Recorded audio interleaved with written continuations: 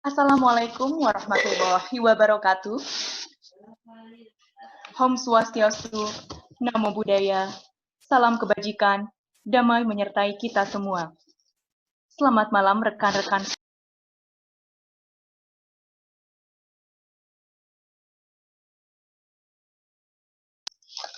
Pertama-tama saya ingin mengucapkan terima kasih kepada rekan-rekan semua yang telah hadir mengikuti acara webinar yang bertajuk Facing New World Mental Health Awareness dengan pembicara Dr. Irfan Aulia MPSI pada tanggal 12 Juni 2020.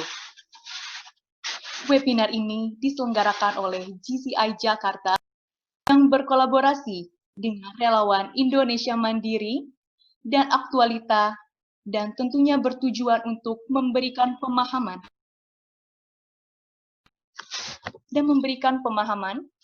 akan pentingnya kesehatan dan kesadaran terhadap kesehatan mental, terutama pada masa new normal. Izinkan saya, Helena Setiautami, sebagai MC yang akan memandu acara webinar dari awal hingga akhir acara. Selamat malam dan selamat datang saya ucapkan kepada yang terhormat Dr. Irfan Aulia MPSI selaku pembicara pada webinar ini, yang kami hormati 2020 National President GCI Indonesia Michael Sanjaya, 2020 National Vice President GCI Indonesia Aditya Hanjaya, 2020 GCI Indonesia National General Legal Counsel Hussein Aledos, 2020 Local President GCI Jakarta Richard Kunchara, 2020 and 15th Local President GCI Jakarta Dr. Syafitri Pusparadi selaku moderator, all Local Board of Director GCI Jakarta, Local Board of Director GCI Kalimantan Timur, all Local Board of Director GCI Batavia, all Local Board of Director GCI Bandung, Ketua Relawan Indonesia Mandiri, Dr. Sakti Okto Haryanto, dan seluruh rekan dari berbagai organisasi maupun instansi di seluruh Indonesia. Izinkan saya membacakan terlebih dahulu mengenai susunan acara pada webinar malam ini. Yang pertama, pembukaan. 2. Pembacaan GCI Creed, Visi dan Mission GCI. 3. Laporan Project Director. 4. Sambutan-sambutan.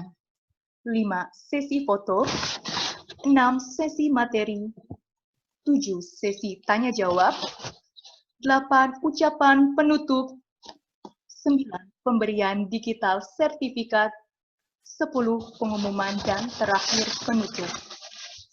Memasuki rangkaian acara yang pertama, yaitu pembacaan GCI Creed, GCI Vision, dan GCI Mission oleh Dea Paramita Kunto Hadi selaku Deputi Lokal Treasurer GCI Jakarta 2020. Kepada Dea Paramita Kunto Hadi, saya persilakan.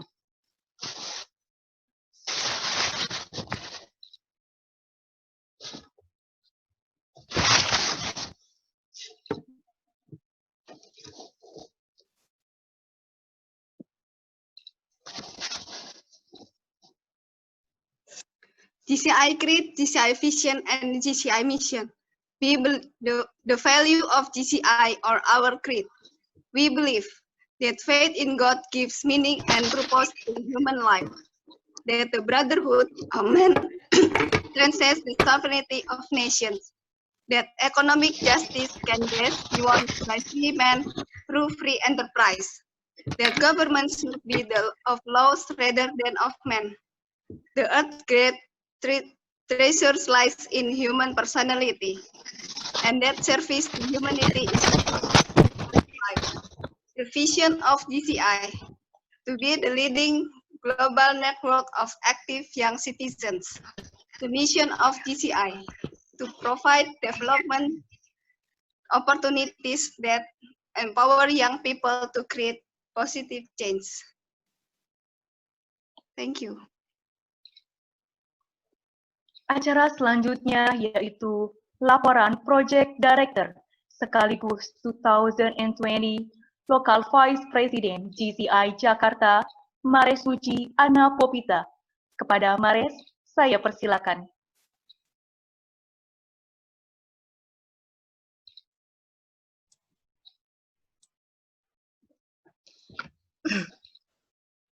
Bismillahirrahmanirrahim. Selamat malam semuanya. Terima kasih kepada seluruh peserta yang hadir pada malam hari ini. Sebuah kehormatan bagi saya, malam hari ini telah kedatangan National President GCA Indonesia, Michael Sanjaya. Kami sengaja mengundang pembicara handal di bidang psikologi, yaitu Dr. Irfan Aulia sekaligus CEO Aktualita sebagai pembicara bersama dengan Dr. Syafitri Pusparani yang menjadi moderator acara malam kali ini. Terima kasih kepada Dr. Eka Sakti sebagai Ketua Relawan Indonesia Mandiri yang berkolaborasi dengan kami, serta Lokal Presiden Richard Kunchara dan Pas Lokal Presiden Hussein Alaidrus. Serta tak lupa kepada Intermediate Pas Presiden Mira Maulani Utami yang selalu kreatif mengubah masalah menjadi berkah. Tujuan dilaksanakannya acara ini adalah untuk mengambil satu langkah kecil namun berdampak secara luas ke masyarakat dalam aspek mental awareness. GCA berkomitmen untuk mengubah keadaan menjadi lebih baik, dan inilah salah satu bentuk nyata kami untuk memberikan dampak positif pada lingkungan kami. Dari COVID-19 kita belajar bahwa keterbatasan tidak menjadi alasan untuk terus berkarya, bahkan tidak menjadikan jarak sebagai hambatan.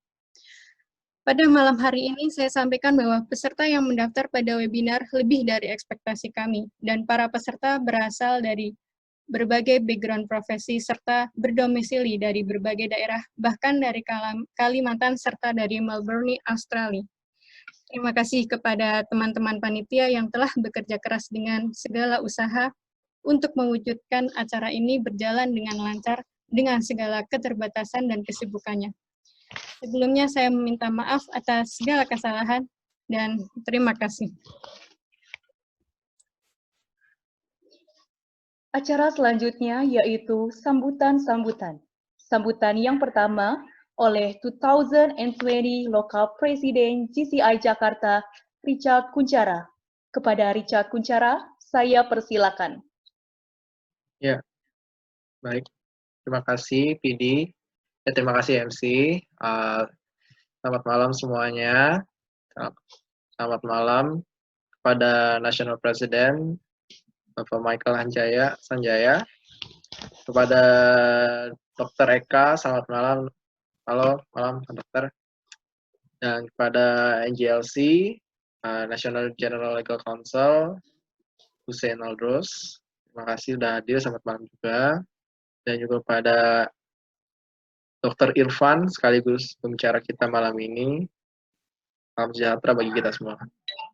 Saya ucapkan sukses dan selamat kepada Project Director malam ini, sekaligus VP saya, Mares Suci Popita, karena telah sukses mengadakan webinar yang sebenarnya sangat diminati oleh masyarakat.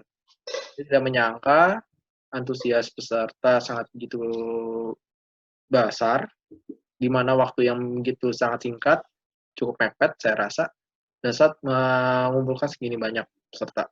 Karena memang sebenarnya fokus untuk lebih intens, tapi kita buka lebih lebar lagi acara malam ini.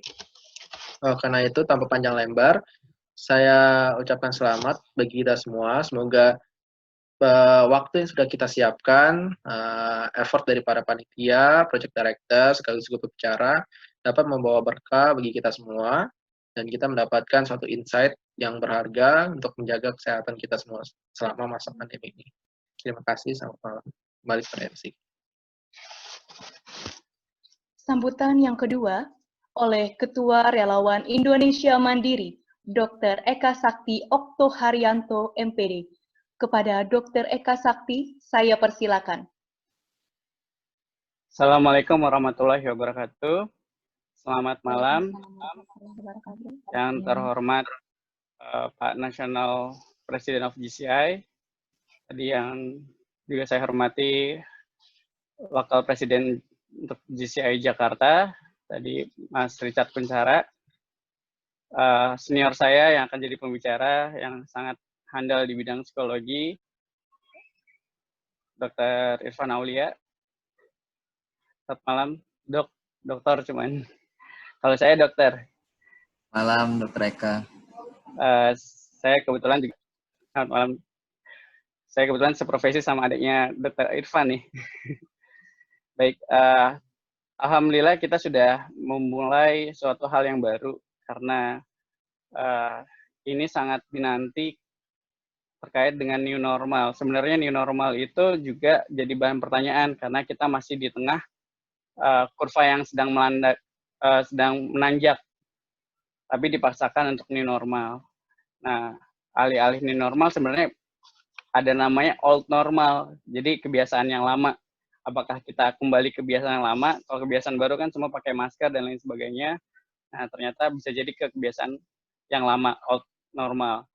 Tapi kenyataannya memang faktanya antara new normal dan old normal itu akan menjadi tantangan tersendiri. Makanya yang paling berbahaya adalah tantangan mental.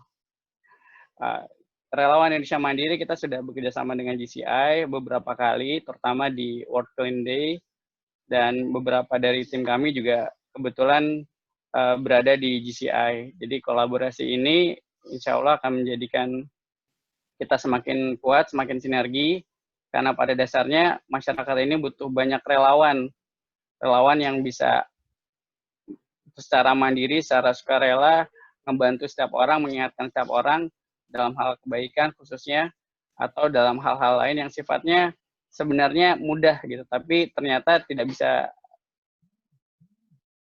serta-merta dilakukan. Nah, kolaborasi GCI Jakarta dengan Relawan Indonesia Mandiri ini saya berharap bisa berlanjut ke depan dengan hal yang lebih konkret, seperti seminar yang berkelanjutan dan rutin, atau bahkan aksi nyata di lapangan.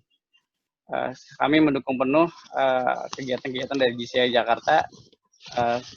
Selamat berdiskusi. Wabillahi taufiq wal hidayah.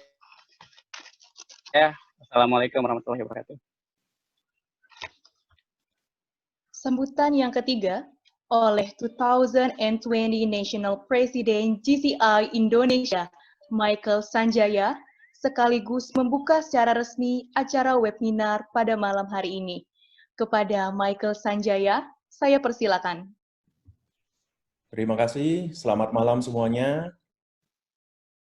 Teman-teman, kepada Lokal Presiden GCI Jakarta, Bro Richard, terima kasih kepada speaker NIBP Irfan Aulia, beserta moderator Dr. Eka, dan juga Ketua Relawan Indonesia Mandiri, Dr. Eka, terima kasih sudah berkolaborasi dengan GCI Jakarta. Teman-teman GCI Jakarta, terima kasih sekali karena Anda semua telah berusaha dengan sangat keras untuk mengadakan acara ini di tengah pandemi ini, saat kita semua harus stay at home gitu, tapi kalian semua masih mengusahakan sesuatu untuk development opportunities untuk para teman-teman semua, untuk lebih mengenal atau mengerti dan mendapatkan ilmu yang lebih dari webinar ini. Saya harap teman-teman semua dapat mendapat ilmu yang sangat bagus sekali. Saya tahu dari Bro Irfan ini adalah brother saya udah lama. Saya tahu jenjangnya beliau, sepak terjangnya beliau sangat luar biasa. Saya sangat tertarik sekali mengikuti acara ini, apalagi ada moderator kita, dokter ini sama-sama 2015, sama-sama lokal presiden sama saya. Bedanya saya berkarir di GCI Indonesia, beliau berkarir untuk menolong para masyarakat. Terima kasih, saya tidak berpanjang lagi karena acara ini segera dimulai. Saya ucapkan selamat dan semoga sukses selalu. Terima kasih.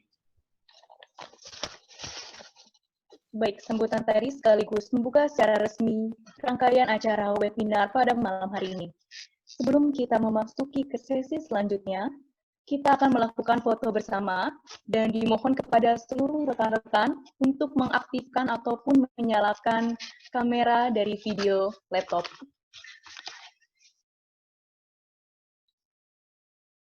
Mohon untuk perhatiannya, dapat menyalakan kamera sementara.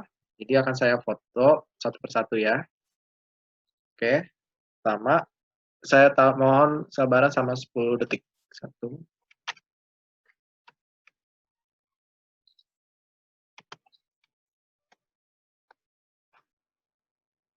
Oke, yang kedua.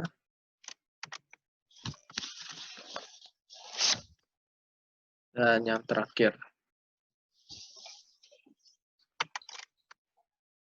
Oke, terima kasih. Oke, acara selanjutnya yaitu kita memasuki sesi utama, yaitu sesi materi yang bertajuk Facing New Normal Mental Health Awareness yang akan dibawakan secara langsung oleh pembicara kita, yaitu Dr. Irfan Aulia, MPSI, dan akan dimoderatori oleh Dr. Syafitri Pusparani. Sebelumnya saya akan membacakan CV dari moderator kita pada malam hari ini sebelumnya. Nama Syafitri Pusparani, profesi dokter umum, tempat tanggal lahir Jakarta 25 Mei 1987. Beliau sekarang ini bertempat tinggal di Pamulang, Tangerang Selatan.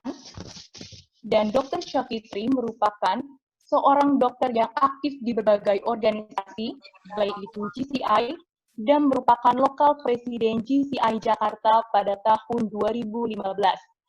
Ketua Bidang Kesehatan Relawan Indonesia Mandiri, ID Kota Bogor, Koordinator Bidang Humas, dan berbagai organisasi lainnya. Dr. Unit Donor Darah Palang Merah Indonesia Cabang Kota Bogor, Kepala Bidang Pengelolaan Darah dan Pelayanan Pasien, dan Dokter Umum Klinik Pratama Rawat Jalan Kimia Farma Rahma Parung, Kota Bogor. Dan selanjutnya, untuk sesi ini saya akan serahkan secara langsung kepada moderator, yaitu Dr. Syafitri Pusparani. Kepada Dr. Syafitri Pusparani, saya persilakan. Halo, Assalamualaikum warahmatullahi wabarakatuh. Kedengaran ya? Suaranya udah masuk ya? Itu kedengaran dokter. Ini saya yang isi siapa, jadi saya yang grogi nih. Tumben-tumbenan resmi-resmi semua ya. Jadi terima kasih kepada MC Helena, tadi saya sudah diperkenalkan. Secara singkat saya memang dulunya adalah 2015 lokal presiden di JCI Jakarta. Nah, dalam webinar kali ini sebenarnya agak-agak sedikit reunian sih ya, kalau menurut saya pribadi seperti yang tadi dibilang sama NP Michael. Saya kebetulan dulu sama NP Michael dan udah Irfan saya bilangnya, Dr. Irfan ini kita sama-sama seangkatan 2015 jadi lokal presiden di masing-masing chapter. Udah Irfan di JCI Depok, kalau NP Michael di Semarang. Ini terima kasih sudah difasilitasi. Saya senang sekali sebenarnya ada acara mental health ini karena sekarang bahasanya mulai dari pandemik sampai new normal memang terkait masalah kesehatan mental itu pasti ada di sekeliling kita sehari-hari. Apalagi dulu saya juga kerjanya di rumah sakit jiwa, jadi berhubungannya dengan kesehatan jiwa dan mental. Nah, ini yang perlu teman-teman ketahui juga bahwa kalau mendengar istilah mental, kesehatan mental, atau jiwa, atau sakit jiwa, gangguan jiwa, itu tuh jangan distigmakan bahwa orang gila. Yang ke psikiater, yang ke psikolog, itu harus orang yang stres banget gitu. Enggak juga sih. Karena itu, kalau berdasarkan pengalaman saya pribadi, praktek selama ini di Kota Bogor, di rumah sakit jiwa di sana, ya hal-hal sepele itu bisa aja terjadi di sekitar kita. Kalau kita tidak bisa menghandle-nya, maka nanti akan menjadi hal yang lebih buruk. Nah, Di sini saya ingin memoderatori acara webinar kali ini. Kurang lebih teman-teman di sini udah banyak yang ikut webinar di acara-acara lainnya, jadi kurang lebih peraturannya sih sama. Pada saat nanti narasumber berbicara, maka nanti ada yang dari petugas JCI akan meng-unmute semuanya supaya suaranya lebih jelas. Kemudian setelah itu, kalau sudah dibuka sesi pertanyaan, maka tulis saja di chat-nya. Nanti saya akan memilih pertanyaannya, dan nanti akan dibacakan. Kita akan langsung lebih banyak sesi tanya-jawab ke, apa bilangnya, udah Irfan, panggilnya udah Irfan aja ya. Kalau saya cukup dipanggilnya Dr. Rani aja. Oke, kurang lebih dari saya pembukaannya itu MC. Jadi sudah bisa dimulai mungkin materi dari Uda Irfan, dari Pak Dokter. Oke, siap Dr. Rani. Assalamualaikum, selamat malam buat kawan-kawan semua. Terima kasih GCI Jakarta dan GCI Indonesia mengundang saya. Saya kangen-kangenan nih di sini. Ini kebetulan dan moderator Dr. Rani itu satu angkatan dengan saya di Local President di angkatan 2012. Nah, MP Michael jadi National President, saya jadi happy member. Jadi saya masih tetap aktif di GCI Depok dan GCI Jakarta hanya sebagai happy member lah. Salah satu dari kerjaan member lah diminta ngisi. Nah, saya berkenan GCI sudah dari 2010 dan GCI memberikan banyak manfaat bagi diri saya untuk berkenalan dengan pemuda-pemuda di Indonesia karena saya keliling Indonesia dengan GCI dan pemuda-pemuda di belahan dunia lain. Terakhir saya ikut konferensi di Amsterdam dengan teman-teman GCI Indonesia. Lalu saya sempat jadi delegasi GCI Indonesia untuk di Hong Kong. Waktu itu ada acara di Hong Kong, di Macau, dan di Taiwan.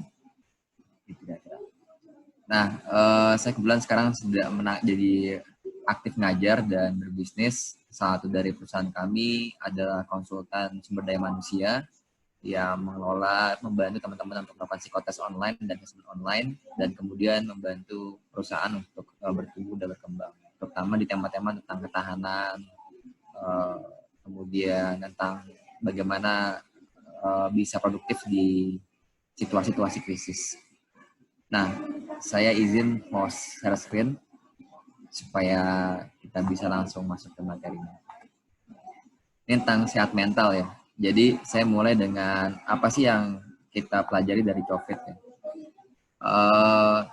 Ini saya belajar dari COVID karena saya kebetulan nemenin satu pemerintah provinsi untuk melihat bagaimana cara mereka menangani COVID. Jadi terus kemudian akhirnya banyak mengisi seminar tentang sehat mental dan produktivitas di kala COVID diundang oleh kawan-kawan. Nah, apa insight yang menarik yang saya dapatkan dari hasil riset teman-teman UNPAD, teman-teman Undip, maupun riset yang saya lakukan sendiri dan turun ke lapangan. Yang pertama adalah, saya mulai dari sini ya, pasien tidak kunjung negatif saat masa tertekan. Jadi ceritanya ada seorang pasien positif COVID, lalu kemudian diisolasi di rumah sakit. Sudah 3 kali tes, tidak pernah negatif, selalu positif. Ternyata terus kemudian sama dokternya, sama otoritas dipindahinlah dari rumah sakit ke asrama. 3 hari di asrama langsung positif, langsung negatif. Jadi hasil tesnya langsung negatif dan kemudian tes lagi kedua kalinya negatif gitu. Apa yang terjadi? Ternyata faktor psikologis itu sangat kental sekali untuk kesembuhan orang. Saya kemarin mewawancarai Dr. Andani, salah satu dari pimpinan lab kesehatan di Andalas. Dia sampai ngomong, ini rata-rata orang mati di COVID ini, salah satunya bukan karena COVID-nya saja, tapi karena depresi, mengalami stigma dari COVID-nya, atau stres berat ngalamin ketika dia divonis positif. Jadi yang pertama saya sampaikan adalah, orang itu imunnya naik dan imunnya turun, salah satunya adalah karena dampak psikologis. Satu. Yang kedua, insight kedua, puasa media sosial memberikan ketenangan. Ini diucapkan oleh Wali Kota Bogor, Bapak Bima Arya ketika ditanya pertama kali, Pak, apa yang Bapak lakukan selama diisolasi? Yang dia bilang adalah, saya puasa media sosial. Dan ternyata pertama yang tentang COVID dari Universitas Pajajaran, dan itu sejalan dan konsisten dengan temuan-temuan berikutnya adalah yang paling bikin kita stres itu adalah simpang siurnya informasi atau informasi yang hoax. Jadi kalau Anda stres karena COVID, itu jangan-jangan Anda terlalu banyak menerima informasi yang hoax atau informasi yang tidak bisa dipertanggungjawabkan kebenarannya. Nah, kalau udah kayak gitu gimana? Puasalah media sosial. Terus kemudian dukungan moral sangat berharga. Dan terakhir keamanan psikologis. Yang saya maksud keamanan psikologis itu begini. Sekarang ini tingkat, karena situasinya chaos ya. Chaos itu artinya situasinya tidak menentu dan banyak hal yang berubah dengan signifikan gitu.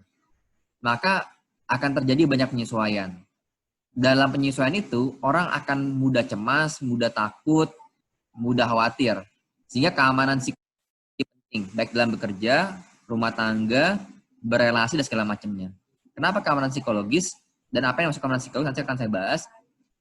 Karena orang butuh katarsis, butuh penyaluran ketika mereka mengalami stres atau cemas. Gitu. Dan tidak ada cara lain yang paling bagus selain saling mendukung, saling menghargai, saling memberikan moral kepada teman-teman kita, keluarga kita, atau karyawan kita, atau rekan kerja kita, agar mereka merasa aman dan nyaman. Kira begitu. Nah, insight berikutnya, apakah new normal itu? Jadi, new normal itu sebenarnya tingkah laku yang baru, value yang baru, dan norma yang baru. Tapi saya kasih tanya apa? Karena ternyata behavior itu belum tentu adaptif ya.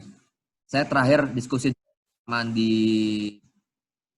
webinar, bisa jadi new normal itu malah melahirkan patologi sosial. Apa itu patologi sosial? Yang sekarang muncul, kekerasan rumah tangga naik. Kalau di Cina tingkat perceraian naik. Tingkat kekerasan rumah tangga naik. Stres naik. Kalau di Indonesia yang udah muncul tuh kekerasan rumah tangga sudah terlihat. Terus kemudian stres muncul. Nah, kenapa ini bisa terjadi? Karena proses adaptasinya tidak berjalan dengan baik. Nah, bagaimana kita bisa ini yang saya mau sampaikan. Yang pertama adalah takut cemas itu wajar. Jadi kalau Anda takut, Anda cemas, itu wajar. Normal. Jadi kalau Anda khawatir, juga wajar. Itu normal. Tapi yang mulai waspadai ketika dia berlebihan. Begitu dia berlebihan, nah itu bisa memperburuk atau membuat Anda menjadi tidak produktif dan tidak bahagia.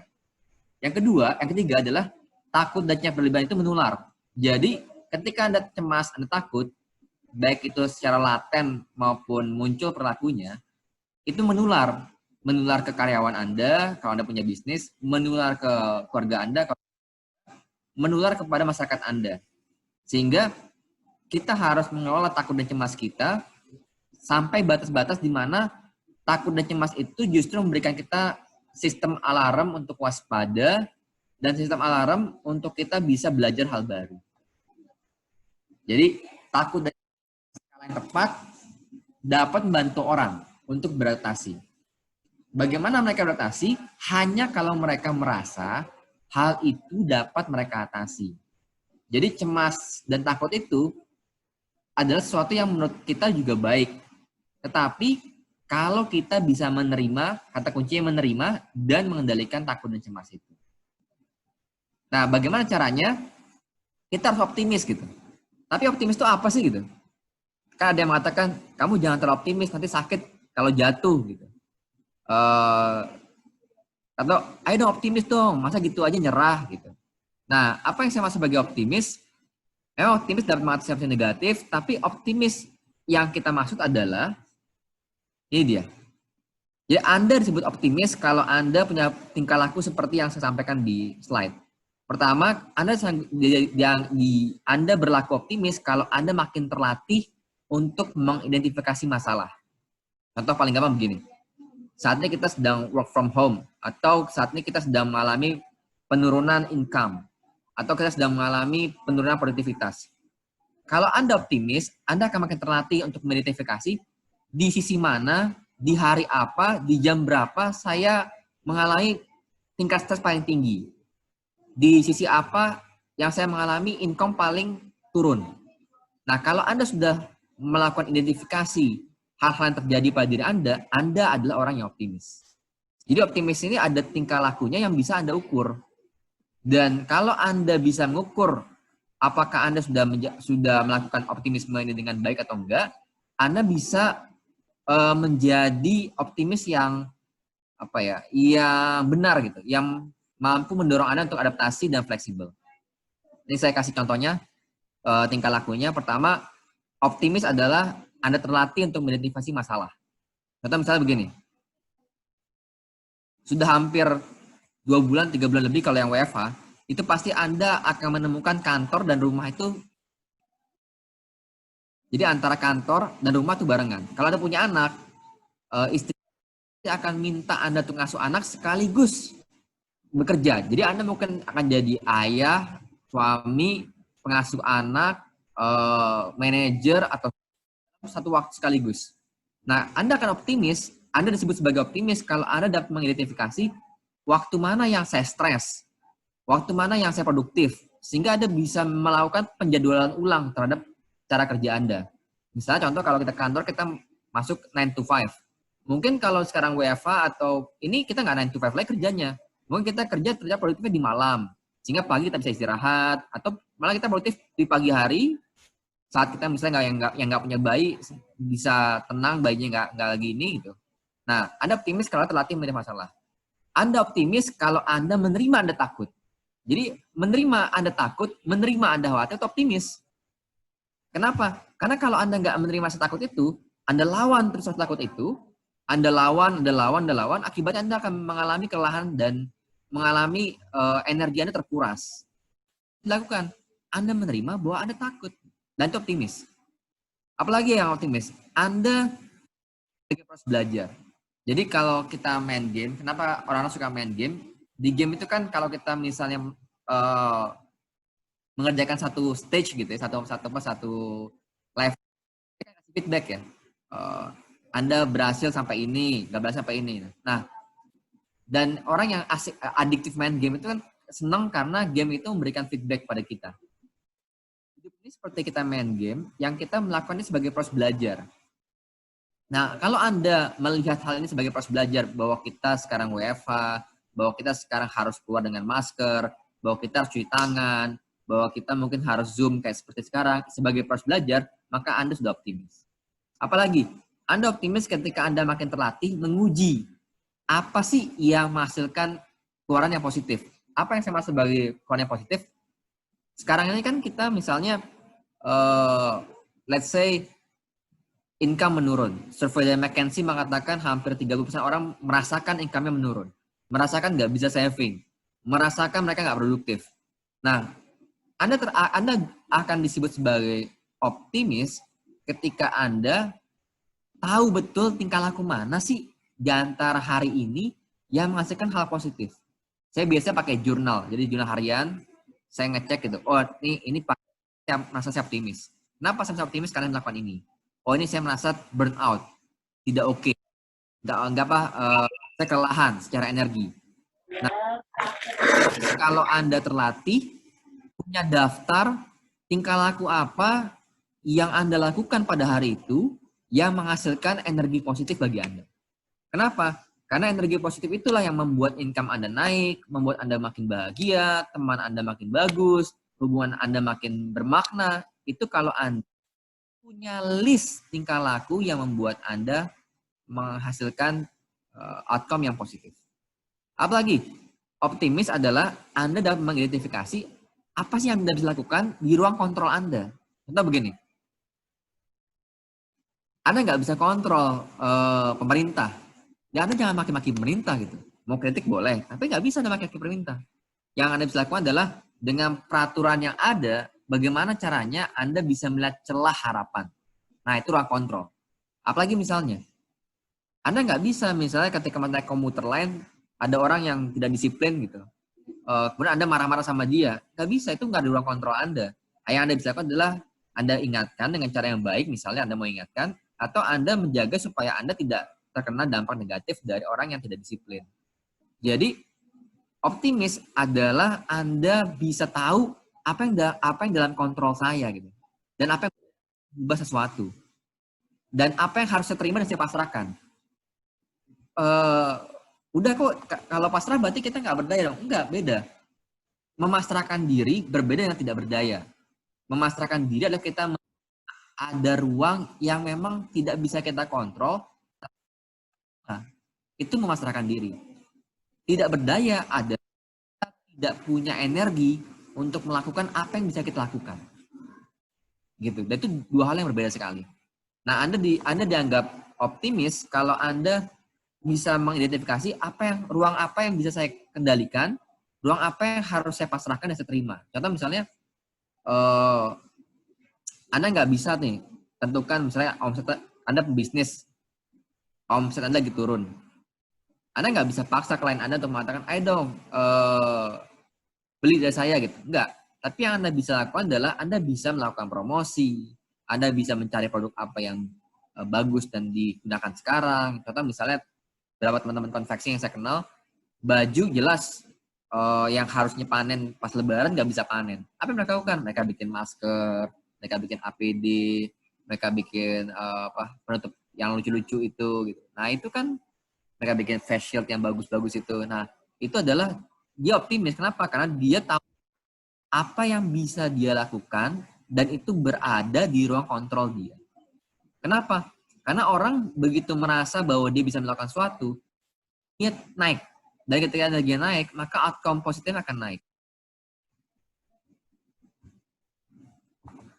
Nah, kalau dia melakukan optimisme, maka dia akan punya ketangguhan atau resiliensi. Apa itu resiliensi? Yang pertama, dia mampu beradaptasi. Jadi kata kunci pertama itu adalah adaptasi. Jadi new normal ini itu bisa new normal bagi kita kalau kita bisa melakukan adaptasi secara fleksibel dan mencapai sesuatu yang bermakna di kala situasi yang krisis. Itu yang pertama. Yang kedua, kita bisa kembali bangkit saat mengalami situasi yang buruk. Jadi, COVID ini kita mau terima, kita mau nggak terima, situasinya tetap buruk. Saya ngelihat pasar saham hancur. Dari 7.000 jadi sekarang 4.800. Itu yang besar saham. Saya lihat teman-teman saya yang harusnya panen ketika lebaran dan saya teman-teman konsultan yang tadinya proyeknya sudah ada dari bulan Maret sampai bulan Juni-Juli stop semua. Nah, itu situasi yang mau kita terima atau kita nggak terima, itu krisis. Nah, siapa yang bisa menang? Yang bisa menang adalah orang yang punya optimisme seperti yang tadi saya sebutkan, punya resiliensi, dan punya silaturahmi yang bagus. Makanya justru ketika kita dalam kondisi seperti ini, kita harus banyak ketemu orang dalam konteks positif ya, menjaga silaturahmi kita, banyak berbuat baik, supaya apa? Supaya kita bisa beradaptasi dengan new normal ini. Nah, apa yang Anda pikirkan ketika bicara tentang krisis dan ketangguhan? Orang mengatakan kita harus strong, kita harus kuat, kita harus tangguh gitu. Tapi ternyata riset dan pengalaman-pengalaman praktisi kami mengatakan bahwa yang bisa membuat Anda tangguh, optimis justru hal-hal yang sifatnya sederhana seperti cinta, kasih sayang, dukungan keluarga, hubungan yang bermakna. Itu justru hal-hal sederhana yang membuat Anda bisa bertahan. Contoh begini, ini saat yang paling tepat untuk kasih jeda kepada diri Anda untuk melihat apakah Anda sudah mencintai apa yang Anda lakukan. Apakah Anda sudah mencintai pekerjaan Anda? Kalau iya, bisa nggak tingkatkan cinta Anda? Kalau tidak, bisa nggak Anda mulai? Nah, kayak gitu. Apalagi kasih sayang. Bisa nggak Anda mulai menyayangi diri Anda sendiri? Jadi, kita mungkin mudah ya mengatakan sayang itu kan ke orang lain. Sudahkah kita menyayangi diri kita sendiri, sayang pada diri kita sendiri? Apa sayang pada diri kita sendiri? Sederhana saja misalnya gini. Sudahkah kita menerima bahwa kita saat ini dalam kondisi yang takut mungkin, Sudahkah kita menerima bahwa situasi yang jelek ini dialami nggak cuma kita, tapi juga hampir banyak orang, bahwa kita bisa melakukan kesalahan dalam konteks ini. Nah, itu contoh kita sayang pada diri sendiri. Apalagi dukungan keluarga. Sudah 3 survei yang saya baca, termasuk yang saya lakukan, dukungan keluarga itu penting banget. Justru saat situasi seperti ini, bonding antara keluarga, bonding antara karyawan, itu harus ditingkatkan. Kenapa harus ditingkatkan? Karena ternyata ini menjadi satu faktor yang membuat Anda bisa tangguh, membuat Anda bisa optimis, dan membuat Anda sehat secara mental. Apalagi hubungan yang bermakna. Ini juga valid. Hampir setiap survei yang saya lakukan, orang akan senang ketika dia punya hubungan yang bermakna di keluarganya, di kantornya, di pekerjaan. Nah, mulai dari mana? Yang pertama adalah mulai untuk menyadari diri kita sendiri. Self-awareness itu adalah mulai untuk punya jurnal harian. Saya sarankan ya, apalagi kalau Anda punya HP kayak begini, Anda bisa bikin notes gitu. Hari ini saya ngapain aja, hari ini saya merasa apa saja, apa yang membuat tubuh saya bersemangat, energi saya berkembang, apa yang membuat energi saya hilang, apa yang membuat saya tidak fokus, tidak bisa memahami sesuatu dengan baik. Jadi Anda mulai dari menyadari diri, self-awareness tentang apa-apa saja yang membuat saya makin naik energinya, apa-apa saja yang membuat saya makin turun energinya. Yang kedua, memberikan jeda. Jadi justru dalam situasi krisis, yang Anda lakukan duduk, tarik nafas, kemudian mulai merasakan hadir penuh, sadar utuh kalau saya bilang, melihat apa sih celah sempit yang bisa kita kerjakan dalam konteks krisis kayak sekarang. Yang kedua, melakukan loss diri, self confidence sudah saya jelaskan. Nah, yang terakhir, melakukan proses mental adaptif. Apa maksudnya proses mental adaptif? Jadi kita belajar untuk melihat dari sudut pandang yang beragam. Tapi kalau yang paling gampang kan topinya De Bono itu, topi hitam, topi hijau, topi biru gitu. Dengan konteks yang sederhana, kita bisa melihat begini. Saya duduk jadi Irfan. Irfan sebagai Irfan, apa yang dia pikirkan? Irfan sebagai ayah, apa yang dia pikirkan? Apa yang anak-anaknya Irfan pikirkan tentang Irfan? Apa yang karyawannya Irfan pikirkan? Nah, saat kita mulai melihat diri kita dari berbagai macam perspektif, kita mental adaptif itu tersebut. Dan apa yang terjadi kalau kita melakukan hal itu? Kita jadi makin tangguh. Kenapa? Karena kita jadi bisa tahu oke buat kita, apa yang nggak oke buat kita, apa yang menyakiti kita, apa yang menyenangkan kita, apa yang membahagiakan kita. Nah, itu semua nanti jadi satu gambaran utuh bagi diri kita, sehingga kita paham betul, ini step yang saya lakukan, ini step yang saya harus tingkatkan, ini step yang harus saya kurangi, ini step yang harus saya hindari. Oke. Nah, saya sedikit tentang psikologi kita ya. Kita mulai dari mana gitu? Apa itu kita? Yang paling gampang itu adalah kita mulai dari siapa. Pertama diri kita tadi sudah saya sebutkan, pertamanya dari diri segala macamnya. Kedua tentang keluarga kita, kalau kita punya anak kita, istri kita, teman dekat kita, sahabat baik kita sisir mereka semua dan mulai untuk menyadari bisa memberikan dukungan atau saling mendukung dengan kita. Kita mulai mengontak teman-teman lama kita. Kalau kita punya orang tua, jangan lupa WhatsApp call mereka, video call mereka gitu. Untuk apa? Karena kita sebagai manusia senang berkelompok, dan ketika kita mulai mengapresiasi orang lain akan mengapresiasi kita. Ketika kita mulai menghargai orang lain akan menghargai kita. Ketika kita mulai mendukung orang lain akan mendukung kita. Dan dalam konteks mental, manusia akan senang ketika dia berharga bagi orang lain. Nah, ini saya ulangi lagi, riset tentang produktivitas konsisten menyebutkan di Indonesia dukungan keluarga, komunikasi interpersonal, atau dukungan atasan sebagai faktor pendukung yang signifikan untuk melakukan produktivitas dan bahagia. Jadi, ini tentang bagaimana kita mengkapitalisasi jejaring kita. Jadi jejaring kita itu kita sapa satu-satu, baik jejaring yang sifat kecil kayak anak kita, orang tua, istri kita, maupun jejaring kolega kita, jejaring keluarga kita. Nah, kenapa kita perlu menyapa jejaring kita? Karena semakin jejaring ini kokoh, semakin adaptiflah kita. Dan ini memudahkan kita menghindari zero sum thinking. Apa itu zero sum thinking? Sederhana, berpikir bahwa kalau kita yang menang, dia yang kalah. Kalau dia yang menang, kita yang kalah. Nah, padahal dalam konteks krisis kayak ini, yang kita lakukan adalah bagaimana kita saling dukung, saling bantu, saling hargai. Nah, kalau kita tadi pahami betul dan menguatkan jejaring kita akan menghindari cara berpikir yang zero sum thinking itu. Yang kedua, kita menghindari konflik antara kepentingan jangka pendek dan kepentingan jangka panjang. Dan yang terakhir, kita akan tahu tingkah laku kecil apa yang itu meningkatkan produktivitas kita, yang itu meningkatkan kebahagiaan kita, yang itu meningkatkan kebahagiaan karyawan kita, yang itu meningkatkan kebahagiaan tim kita, dan pada ujungnya adalah hal itu membuat tingkah laku adaptif saat kita menghadapi situasi new normal ini. Dari saya, itu saja mungkin sebagai pemicu. Terima kasih banyak.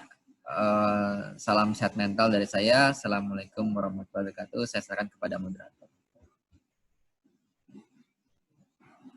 Oh iya. Waalaikumsalam warahmatullahi wabarakatuh. Menarik pembahasannya. Saya pertama kali baca emang bahasanya bahasa akademisi banget ya udah ya. Oh iya, tapi setelah, saya mohon maaf nih. Pas lagi awal-awal dikasih, ayo nih apa nih artinya. Tapi pas lagi udah dijelasin sih udah agak sedikit paham. Ada beberapa yang saya rangkum kalau bahasa apa ya, bahasa sehari-harinya kita. Kalau saya mau ambil contoh gitu, yang saya paling ingat kalau diajarin sama Uda Irfan itu tentang accepting sama resiliensi ya. Jadi yang pertama, beberapa ilmu psikologi juga mengajarkan kan tentang mindfulness, bahwa menerima kondisi kita saat ini itu adalah hal yang positif walaupun kenyataannya negatif gitu. Kayak tadi kalau yang saya catat takut, karena pengalaman nih udah saya waktu awal-awal, kalau aku stresnya itu di awal, bukan di new normal sekarang. Karena profesinya mungkin sebagai dokter ya, dan yang waktu itu kan kasus pertama awal-awal dokter yang meninggal banyaknya di Kota Bogor. Jadi sempat nggak bisa tidur tuh 2 hari. Nggak tahu kenapa, mungkin alam bawah sadarnya kepicu untuk stres. Salah satunya berita sosial media yang tadi. Apalagi sebagai humas di Kota Bogor kan beritanya kayak gitu terus. Lama-lama ikut tuh cara untuk puasa membaca sosial media. Udah mulai tidak begitu responsif kalau misalkan setiap ada orang WA, jadi kalau udah malam-malam maaf aja, dibalesnya pagi pasti. Tapi itu worth it banget. Itu akhirnya membuat kalau saya pribadi mungkin bisa ditiru sama teman-teman, karena banyak yang curhat jadi stres gitu kan, karena WA-nya nggak habis-habis sampai 1000-an. Terus yang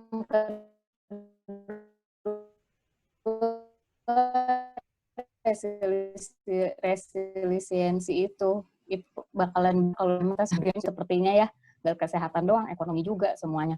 Terus untuk yang menarik, solusi yang target yang dicapai itu. Kalau untuk membuat jurnal kan kesannya kita kayak membuat diary. Kalau zaman dulu ya, sistem checklist. Kalau saya terapin itu untuk hal-hal yang sesimpel seperti beli barang ke pasar atau ke supermarket, itu di list dulu tuh sama kita. Terus kalau itu kebeli semua yang sesuai kita catat, itu tuh suatu prestasi tersendiri. Dicoba aja. Jadi rasa senengnya itu tuh bisa kita ceritain dari hal-hal yang kecil kayak gitu ya. Nah, ini sekarang mungkin mau dibuka sesi satu-satu atau langsung 3-3 atau kayak gimana nih, De Irfan? Terserah. Untuk pertanyaan. Mau ini saya stop Coba ya. Sorry, keluar. Oke, Aku lihat di terserah sih chatnya. saya mau di chat boleh, mau langsung nanya boleh. Kalau di chat bisa saya baca. Tapi belum Coba ada nggak yang masuk di chat aku? Ke pencet keluar lagi nih. Belum ada. Bentar. Nanya boleh kok. Silahkan. Boleh raise hand, boleh nulis apapun. Kalau misalkan nggak terlalu banyak pertanyaannya, mungkin bisa langsung ngobrol ya, biar lebih enak daripada ngetik-ngetik. Tapi kalau misalkan banyak, bisa langsung ya. Boleh silakan. Oke, ini yang mana dulu nih? Ini yang lagi ngomong siapa? Wah, saya Doni. Doni Purnawi ya? Benar.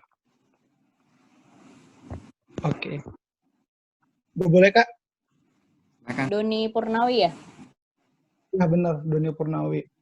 Oke, boleh. Yuk, silakan. Oke, makasih Kak Rani. Sebelumnya terima kasih Pak Irfan untuk materinya. Itu sedikit memberi sedikit ketenangan ya sebenarnya kayak ketika menghadapi new normal nih. Yang ingin saya tanyakan tuh, tadi kan ada beberapa hal yang kayak misalnya kalau ketika menjadi atasan ya, itu nggak boleh terlalu panik. Nah, yang pertanyaannya adalah ketika misalkan ketika kita kerja nih, ternyata atasan yang lebih kayak panikan gitu terhadap misalnya pokoknya segala sesuatu tuh kayak lebih panik gitu loh, Pak. Terus kita sebagai bawahannya tuh bersikapnya seperti apa ya kira-kira gitu loh. Oke. Yang pertama jangan panik juga. Jadi kalau panik, yang pertama kita jangan panik juga. Karena panik itu menular. Gitu. Panik buying, karena panik itu menular. Gitu. Nah, supaya kita nggak menular, kata kunci cuma 2 aja, acceptance dan utilize. Accept bahwa atasan kita panik, lalu panikan itu bisa nggak kita gunakan untuk membuat situasi jadi bagus. Gimana caranya? Pakai pertanyaan. Jadi, kenapa saya tadi nyebutin tentang bikin jurnal atau bikin catatan ya, gampang catatan lah, bikin catatan. Karena dengan membuat catatan atau menuliskan sesuatu, kita jadi punya jeda. Misalnya gini, kita mau masuk kantor nih, dan kita tahu misalnya kalau di Jakarta kan COVID masih tinggi ya, masih 300-an per hari. Kita bisa nggak kita bikin list apa yang mesti lakukan selama perjalanan? Saya contoh, saya nggak bisa pakai mobil, nggak bisa pakai motor, saya naik komuter atau naik ini. Oke, apa yang saya lakukan ketika di komuter? Kita list, kita bayangkan, kemudian apa yang saya lakukan di kantor? Saya tulis, saya bayangkan, lalu terus kemudian kalau atasan saya begini, apa yang saya lakukan? Saya tulis, saya bayangkan. Bayangkan skenario yang paling buruk, bayangkan skenario yang paling bagus, dan bayangkan yang mungkin terjadi. Ini mungkin kerja keras di awal ya. Kan biasanya kita main hajar aja, jalan aja gitu. Tapi sekarang kita mulai bikin checklist gitu. Tapi dengan bikin checklist ini, kita jadi hadir penuh, sadar utuh. Artinya kita jadi benar-benar sadar kalau kita sedang bekerja, sadar kalau kita sedang menghadapi situasi tertentu, sadar kalau kita menghadapi atasan, sadar penuh gitu. Pikiran kita full. Kan masalahnya, hari ini tuh kita banyak distraksi ya. Contohnya saya lagi ngisi webinar, ada WA gitu. Saya lagi ngisi webinar misalnya ada orang ngomong gitu. Nah itu kan distraksi. Dengan kita mencatat, melakukan catatan itu, kita jadi bisa sadar penuh terhadap apa yang kita lakukan. Jadi kita sadar penuh, bukan pikiran penuh. Jadi sadar penuh, bukan pikiran penuh. Termasuk hadapin atasan. Jadi kita mesti ngelis tuh. Membuat catatan atasan kita nih, apa saja yang bikin dia panik, catat aja.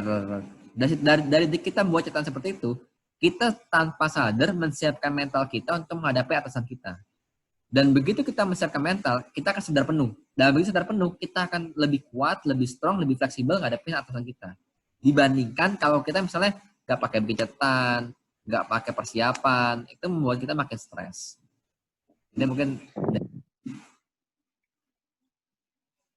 Gimana, Mas Doni? Sudah terjawab? terjawab, Kak. Dan boleh nambah satu lagi nggak? Boleh. Jadi gini, Kak, kan kita kan WFH ini kan udah lumayan cukup lama ya, 3 bulan gitu. Terus tuh ketika misalnya kemarin tuh sempat pernah kayak keluar, terus ketemu orang banyak tuh kayak jadi bingung dan jadi kayak aneh gitu loh. Itu hal yang wajar nggak sih ketika kita ketemu orang tuh kayak, bukannya aku sih, tapi lebih kayak kok jadi pusing, padahal sebelumnya itu ketika ketemu orang tuh seneng. Nah sekarang tuh kalau ketemu orang tuh kayak malah pusing. Nah itu tuh sebenarnya perubahan yang normal nggak sih dengan situasi yang seperti normal itu nggak cuma Anda yang ngalamin kok. Saya aja ketika tadi kan udah lama nggak lari keluar ya. Saya lari 5 kilo keluar pakai pakai masker taruh ke bawah gitu. Begitu ada orang langsung naik ke atas. Itu kan nggak pernah kita lakukan sebelumnya kan. Lari jarak jauh ya saya nggak pernah lari pakai masker gitu. Lari-lari aja gitu. Tapi karena saya new normal, saya sudah menyiapkan mental saya, oh ya kita harus pakai masker. Jadi intinya siap nggak mental Anda untuk menerima sesuatu yang baru. Oke. Gitu. Dan normal kalau sesuatu yang baru itu membuat Anda gelisah. Karena manusia itu pada dasarnya nggak suka sesuatu yang membuat dia nggak pasti, itu nggak suka manusia. Nah, tugas kita justru adalah menerima ketidakpastian supaya kita fleksibel. Gimana caranya? Bikin catatan aja sederhana. Oh, kalau ketemu orang, kerumunan, apa yang sih yang terjadi pada diri saya? Ketika Anda menuliskan hal itu, Anda sedang menyiapkan mental Anda untuk adaptasi dengan baik. Oke, thank you, Pak Irfan. Sama-sama, Mas Doni. Oke, udah ini ada beberapa yang sudah aku catatkan dulu ya. Jadi nanti kalau nggak jelas baru nanti di-unmute. Ada pertanyaan dari Ivan Susanto nih tentang emotional numbness. Jadi dia bilang, dalam masa pandemik ini, saya sering keganggu dengan banyak orang yang over positif. Apa pendapat Uda Irfan terkait toxic positivity? Lalu di saat mendengar berita buruk, saya punya kecenderungan emotional numbness. Bagaimana turning point-nya supaya kesehatan mental kita normal?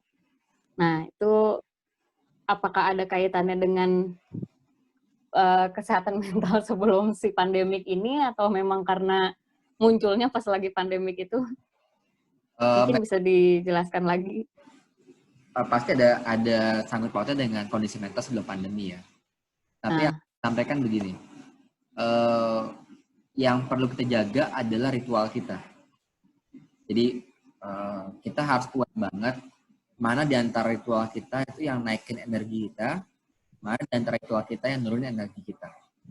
Nah, kenapa kita bisa punya emotional numbness? Karena ada ritual atau tingkah laku kita yang kita nggak sadari, tapi udah jadi habit, udah adiktif kita lakukan, yang itu memicu loneliness, atau memicu kesepian.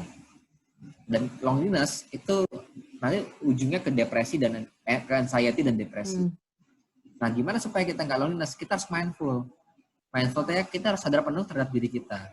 Jadi kita harus punya waktu, kalau orang Islam sholat ya, kalau meditasi atau jeda gitu, untuk diam, terus kemudian mikir, ya saya tadi ngapain aja ya? Oh iya, tadi saya melakukan ini ya. Ini bikin saya nggak bahagia ya. Lalu tarik nafas dan cuman duduk aja gitu. Nggak ngelakuin apa, cuman duduk aja. Merasakan, oke, gini yang nikmatnya duduk, oke, gini yang nikmatnya bicara, oke, gini yang nikmatnya bernafas. Nah, kalau kita punya ritual-ritual saat jeda kayak begitu, kita akan mudah untuk tahu di mana kita merasa kosong dan bagaimana kita mengatasinya. Gitu. Makanya saya sering ulang-ulang, cek ritual Anda, cek kegiatan harian Anda, cek kegiatan jadwal, cek di mana Anda merasa cemas, cek di mana Anda merasa habis energi Anda, dan hindari. Dan setelah Anda ketemu ritual jadwal itu, Anda jadi tahu, oh iya, ini behavior yang bikin saya cemas, ini behavior yang saya bikin. Nah, bagaimana dengan orang yang over positivity atau toxic positivity? Sebenarnya positivity itu nggak ada yang toxic. Yang ada adalah reaksi dari kita. Jadi bedanya antara orang positif dan itu memberdayakan diri dia adalah, jadi seperti saya bilang tadi, optimis yang pas itu adalah tingkah lakunya membuat dia tahu betul apa sih yang membuat, apa yang bisa dia kontrol, apa yang dia nggak bisa kontrol, apa yang dia lihat sebagai celah harapan, apa yang bisa dia lakukan untuk membuat diri dia lebih baik. Nah itu,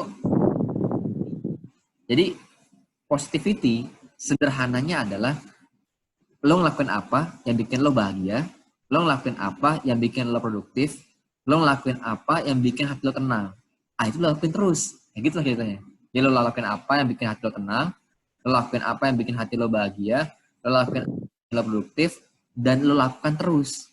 Itulah positivity sebenarnya. Nah kalau kita lakukan terus menerus, kita nggak pernah keganggu dengan berita-berita lainnya. Kalau kita masih ganggu, tutup aja dulu. Jadi nggak ada masalah tutup HP selama 1 harian gitu. Nggak ada masalah. Nggak apa-apa kok, puasa dulu gitu.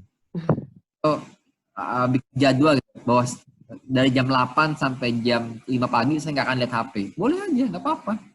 Kenapa? Karena tiap orang kan punya patternnya masing-masing, punya polanya masing-masing. Justru saat seperti ini kita harus tahu pola kita yang bikin kita sehat mental, bikin kita bahagia, dan bikin kita produktif. Gimana Bro Ivan? Ada tanggapan? Udah cukup? Sorry dok, Dr. Irfan, udah Irfan. Siap. Jadi maksud Ivan tuh gini, seringkali kan kita ngalamin kondisi yang kurang menyenangkan buat kita dan susah bikin kita buat positif. Di sekeliling kita memaksa kita untuk ayo kamu bisa, kamu biasanya nggak kayak gini. Menurut saya itu nggak semua kejadian yang terjadi di kehidupan kita itu selalu positif kan. Ada masanya memang kita ya udah harus nyadarin aja kita tuh kita lagi gagal, kita lagi dalam keadaan yang nggak bagus gitu toh. Gimana sih cara nanggepin itu, karena seringkali kata-kata positif itu bikin stres. Bikin saya sendiri tuh stres gitu. Kenapa sekarang nggak bisa ya, kemarinnya kok bisa gitu. Yang tadi itu udah benar. Menerima bahwa kita bisa gagal, menerima bahwa kita terganggu, dan kita bisa ngomong dengan cara yang baik ke orang-orang yang seperti itu. Tar dulu, saya butuh waktu untuk sendiri. Nah itu boleh gitu. Tar dulu ya, menerima kegagalan saya. Ya, saya butuh jeda buat menerima lagi nggak oke. Boleh ngomong gitu, boleh gitu ke orang-orang sekitar kita. Dan itu bukan berarti kita melarikan diri ya, enggak, justru kita kasih kesempatan bagi diri kita untuk menerima, dan kemudian dari menerima itulah kita jadi punya kesempatan untuk apa yang bisa kita lakukan sih dalam kondisi yang nggak oke untuk jadi oke. Gitu kira-kira. Kalau menurut ini kaitan sama Irfan, kalau pas kita beneran nggak dalam kondisi bagus, itu tetap harus disadarin dan harus melangkah positif. Bukan hanya kita nikmatin dulu aja. Iya, saya sepakat nikmatin dulu aja. Kasih waktu untuk menikmati, kasih waktu untuk menerima. Oh, jadi kuncinya dikasih waktu ya? Iya, kasih waktu untuk menerima, kasih waktu untuk ya menerima kegagalan itu. Oke. Terus kalau yang kedua dok, saya tuh seringkali itu pusing sama emosi saya. Saya ngerasa, kok saya nggak ngerasain emosi yang seharusnya orang lain kayak ketakutan gitu. Ketakutan orang dengan corona, dengan ini itu. Setelah berkali-kali semua orang ngomongin itu tuh, saya ngerasa 6 gitu dok. Menurut saya itu kok nggak sehat gitu loh. Sementara orang-orang lain masih bisa takut, sementara saya ya udah nggak ngerasain apa-apa lagi gitu. Kalau kayak gitu, apa itu mesti belajar tentang pengaruh dengan kesehatan mental atau gimana? Saya sih ngasih sarannya sederhana aja. Mulai untuk belajar tentang mindfulness ya. Mindfulness itu gini, belajar untuk menikmati hal kecil sehingga emosi kamu jadi terasah dan hal kecil itu kayak begini nih. Ini kayak kita tarik nafas gitu ya.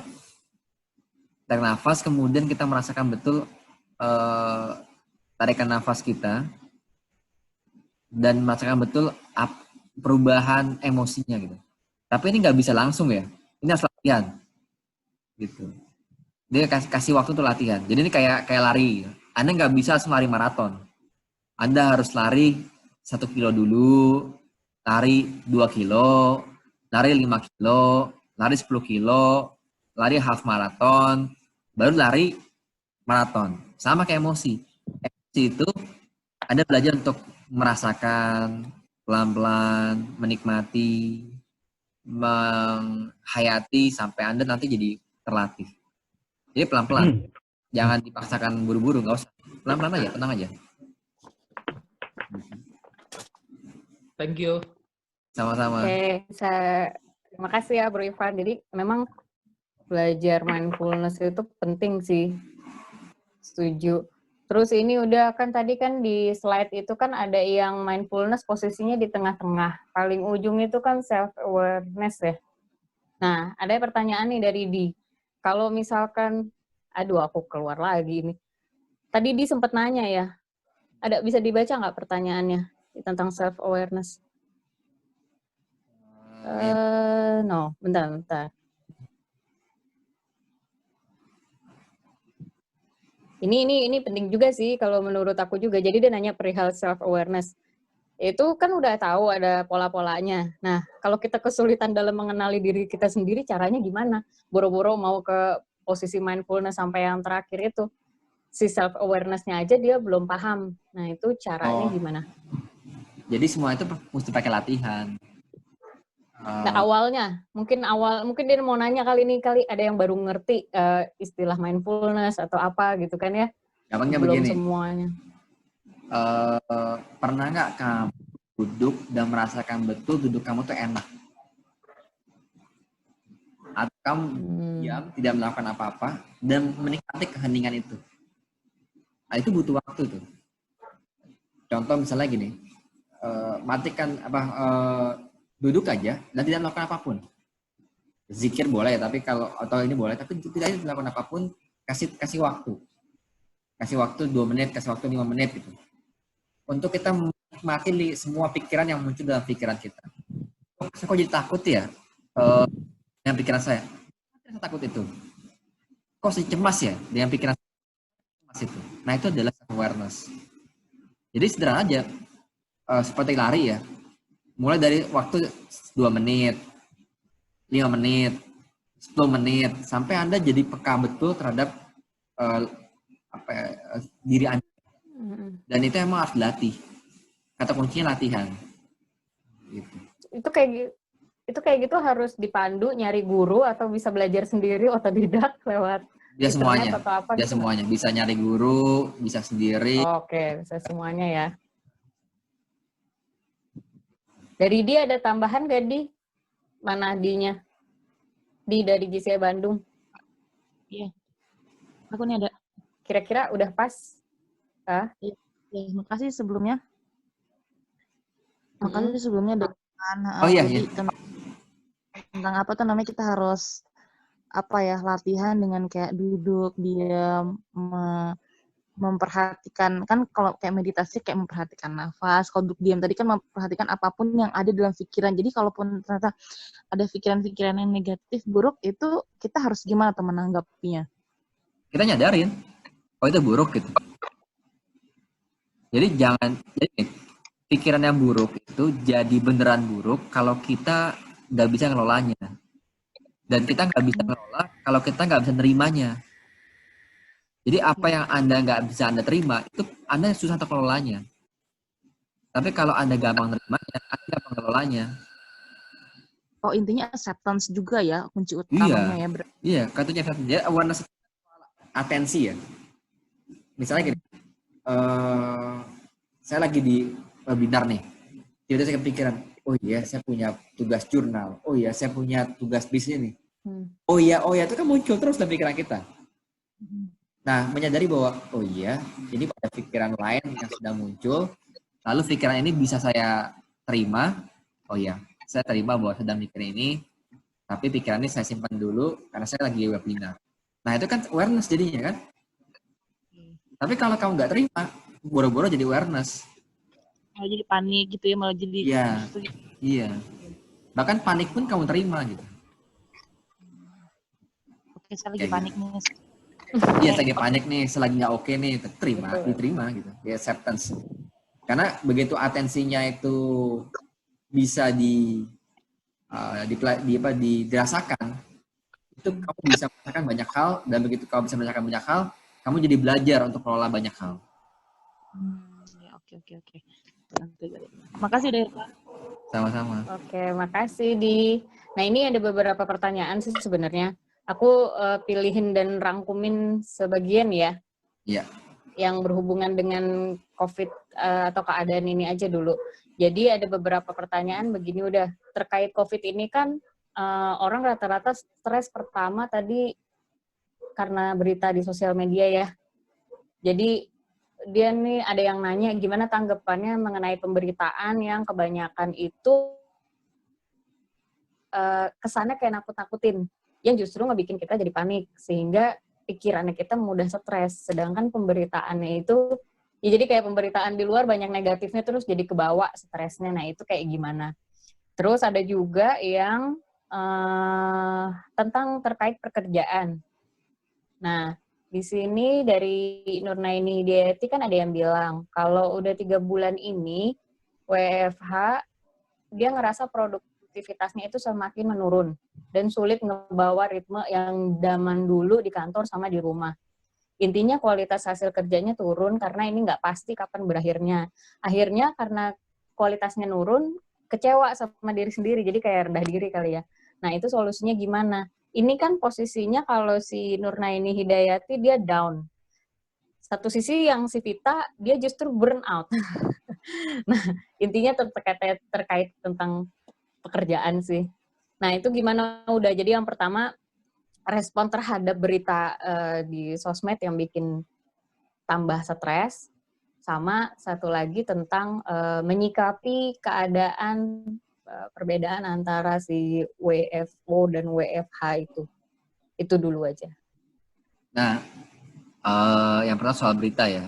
Memang kalau beritanya kan garbage in, garbage out. Jadi kalau informasinya buruk, pasti keluar juga buruk. Jadi ada tugas Anda justru melis mana informasi yang bikin energi Anda naik, mana informasi yang energi Anda turun. Nah, dan saya kalau ternyata belum siap untuk menerima informasi yang negatif, ya sudah, tutup dulu aja informasinya. Tutup HP-nya. Nanti saya jadi gaptek dong. Atau nggak apa-apa, nggak ada masalah kok.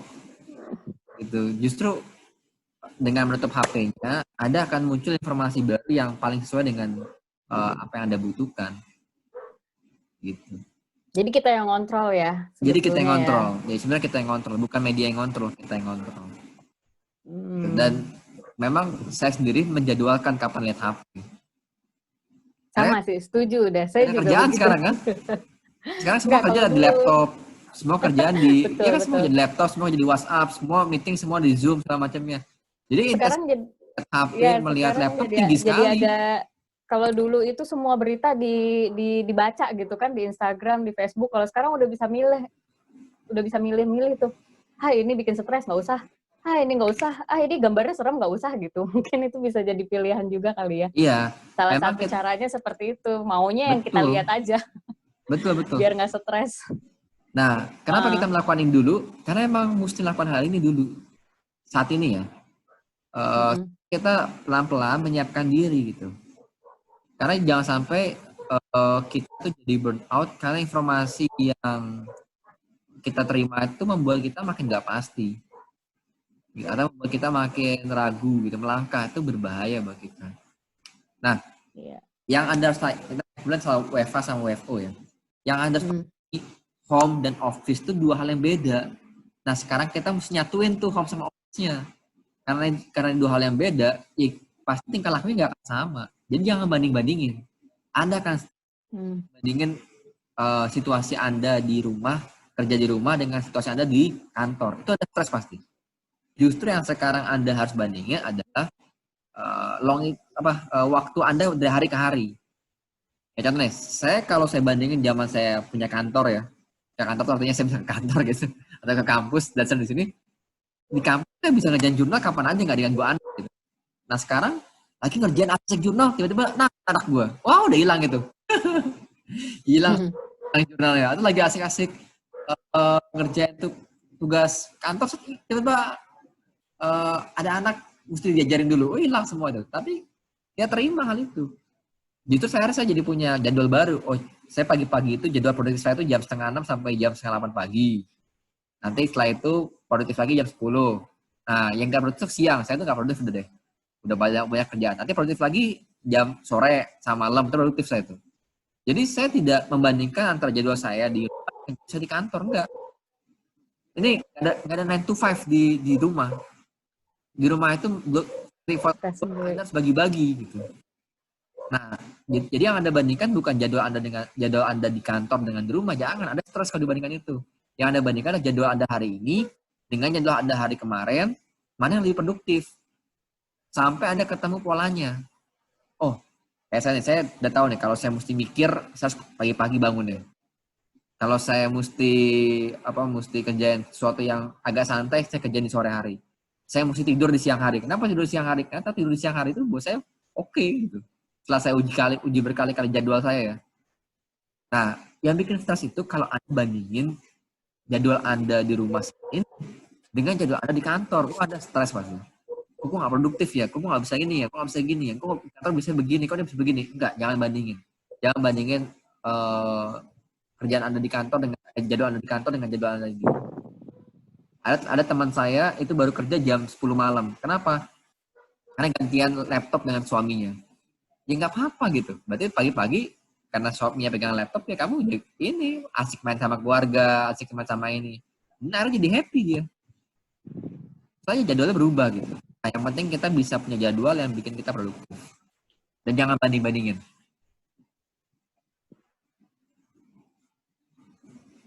Ya. Kemudian pertanyaan berikutnya nih, aku rangkum antara Mas Ari Wicaksono sama yang Lutfia ya.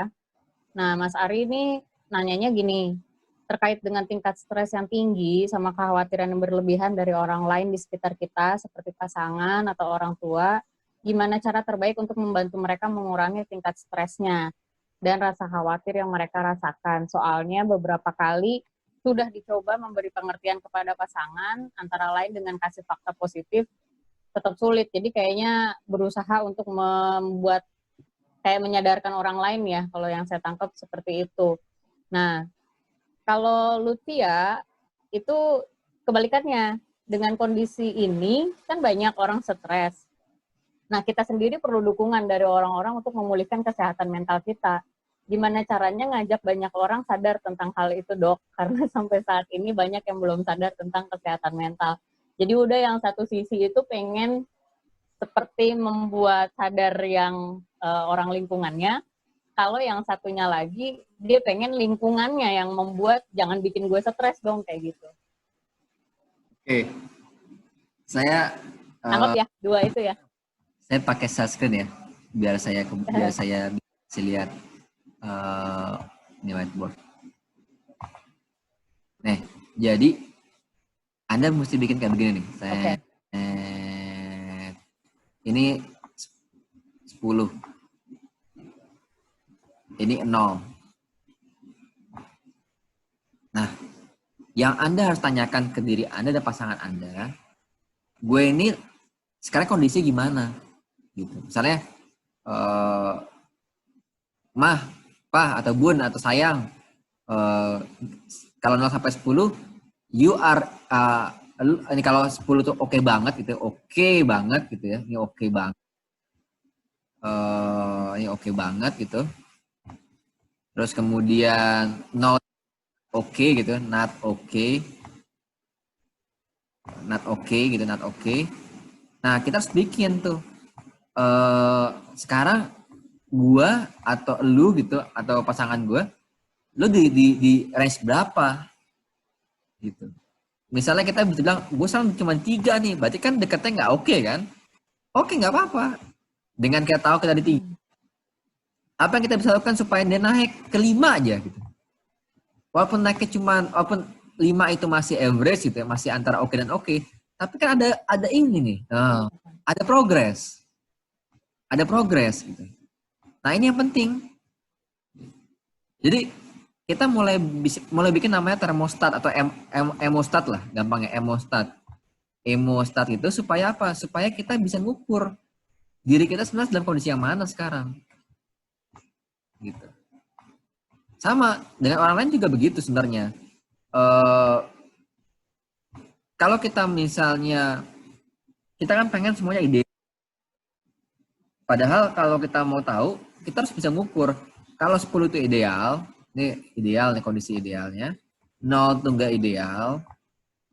Orang lain itu di posisi mana menurut kita? Menurut kita aja, kita nilai sendiri aja. Misalnya, mereka memang banget 2 gitu atau 0 gitu. Oke. 2 atau 0. Sekarang apa yang lo bisa lakukan supaya mereka naik sedikit aja? Mereka gerak dikit aja. Misalnya dari 2,5 lah. Kan ada progres 0,5. Nah, dengan kita melihat bahwa ada progres ini yang bikin kita survive. Gitu. Jadi, cara kita, saya contoh nih, saya sama istri saya juga khawatir kayak gitu. Ya kita tanya, are you okay? Kalau bilang, not okay, 0 sampai 10, oke-nya di mana? Karena dengan diri kita sendiri, gue lagi di kondisi 5 nih, kayak gue di kondisi 7 nih, kondisi 6 gitu. Kenapa termostat ini? Supaya kita aware betul kita sekarang berada. Gitu. Dengan ini jadi lebih lebih jernih lah, lebih clear. Ngelihat situasi itu lebih clear gitu. Dan kita nggak banding-bandingin gitu. Kita pengen semuanya 10. Ya kondisi sekarang itu buru-buru bisa 10 gitu. Naik aja 0,5 gitu. Orang semuanya turun. Contoh nih, survei McKinsey mengatakan di bulan Maret orang masih ada sekitar 51% yang yakin bahwa situasi akan membaik. Bulan Mei di survei lagi tinggal 39. Gitu. Jadi kalau Anda ketemu 100 orang di bulan Maret itu masih ada orang mengatakan, masih ada 51 orang mengatakan positif, optimis. Di bulan Mei tinggal 39. Ada kan turun banyak gitu. Nah, tapi kalau kita punya emostat ini, kita tahu kapan kita turun dan kenapa turun. Nah, tingkah lakunya apa, behaviornya? Kapan kita naik dan kenapa kita naik? Ini sederhana banget, tapi ini membantu betul Anda bisa clear apa yang Anda rasakan, apa yang mesti saya lakukan. Itu membantu banget. Gitu kira-kira. Berarti memang semuanya itu serba basic science ya. Caranya untuk ngasih sesuatu hal yang positif ya kita harus tahu dulu posisinya ada di level berapa yang sekarang. Iya. Gak bisa ngawang-ngawang ya. Iya, gak bisa ngawang-ngawang. Psikologi gitu. Ya. Jadi Mas Ari, jadi seperti itu. Kalau misalkan mungkin kita ngasih faktanya fakta yang dari sosial media juga kali ya. Ya mereka juga nggak akan bisa tahu karena yang mereka butuhin mungkin bukan itu. Ya kecemasannya kan beda-beda. Terus kalau yang tadi kata kunci itu benar tuh, kecemasan beda-beda. Itu. Kecemasannya beda-beda. Ya, kecemasan kan ada kecemasan finansial, kecemasan mau meninggal, apa kecemasan apa gitu kan ya. Dan satu lagi itu udah yang katanya Lutfia itu yang dia justru stres dari orang lain itu. Jadi dia pengen merubah orang lain itu gimana caranya mengerti dia kayaknya gitu ya. Pada prinsipnya begini, sederhananya. Lo harus ukur. Gitu. Oh, tetap ngukur. Oke. Harus ukur. Kalau kamu nggak bisa ukur, kamu nggak bisa kelola. Oke, jadi ini sudah ya, saya rasa sepertinya sudah dimengerti. ada pesan-pesan ini dari panitianya. Jadi pertanyaan-pertanyaan yang belum terjawab, mungkin nanti bisa dilanjutkan di sesi WA kalau udah Irfan berkenan. Terus Banyak ya. nggak sih, ada beberapa pertanyaan sih sebenarnya ini sih udah kalau aku lihat sebenarnya udah dibahas, cuma beda ceritanya aja kayak gitu. Nanti bisa dibaca sekilas, nanti bisa disimpulkan. Kemudian ini dari Mares mau ada sesi breakout. Jadi untuk teman-teman mungkin nanti ada sesi breakout untuk diskusi ya. Ya. Oh, tadinya saya pengen ada sesi breakout untuk diskusi, cuman kayaknya sih nggak terlalu perlu ya, atau gimana? Gimana? Saya serahkan ke panitia, Ibu Mares, PD Mares. Si breakout-nya itu sebenarnya gimana? Mau dibagi per kelompok untuk diskusi satu masalah apa gimana? Oke, jadi mungkin saya mau menambahkan mengenai breakout. Jadi untuk breakout nanti setelah sesi terakhir itu untuk sesi sharing dan networking dengan sesama peserta. Oh. Jadi setelah MC closing baru masuk ke breakout. Jadi kayak untuk tidak langsung say goodbye gitu. Oh, bukan materi berarti ya? Oh, bukan. Bukan diskusi materi ya? Bukan. Oh, beda lagi halnya ya? Oke, kalau boleh tahu ini panitia sampai jam berapa? Ini mungkin PD Mares sampai jam 10 ya? Iya, Mares di unmute dong. Kenapa? Iya. Iya, sampai jam 10. Jadi karena ada sesi breakout room untuk peserta. Breakout berapa menit? Kurang lebih 10 sampai 15 menit. 10-15 menit, oke. Jadi ini mau ditambahkan lagi pertanyaannya, masuk sesi pertanyaan lagi, boleh apa gimana nih? Boleh, silahkan satu pertanyaan lagi mungkin. Berarti boleh ya. Sebagai closing. Tak pilih-pilih dulu.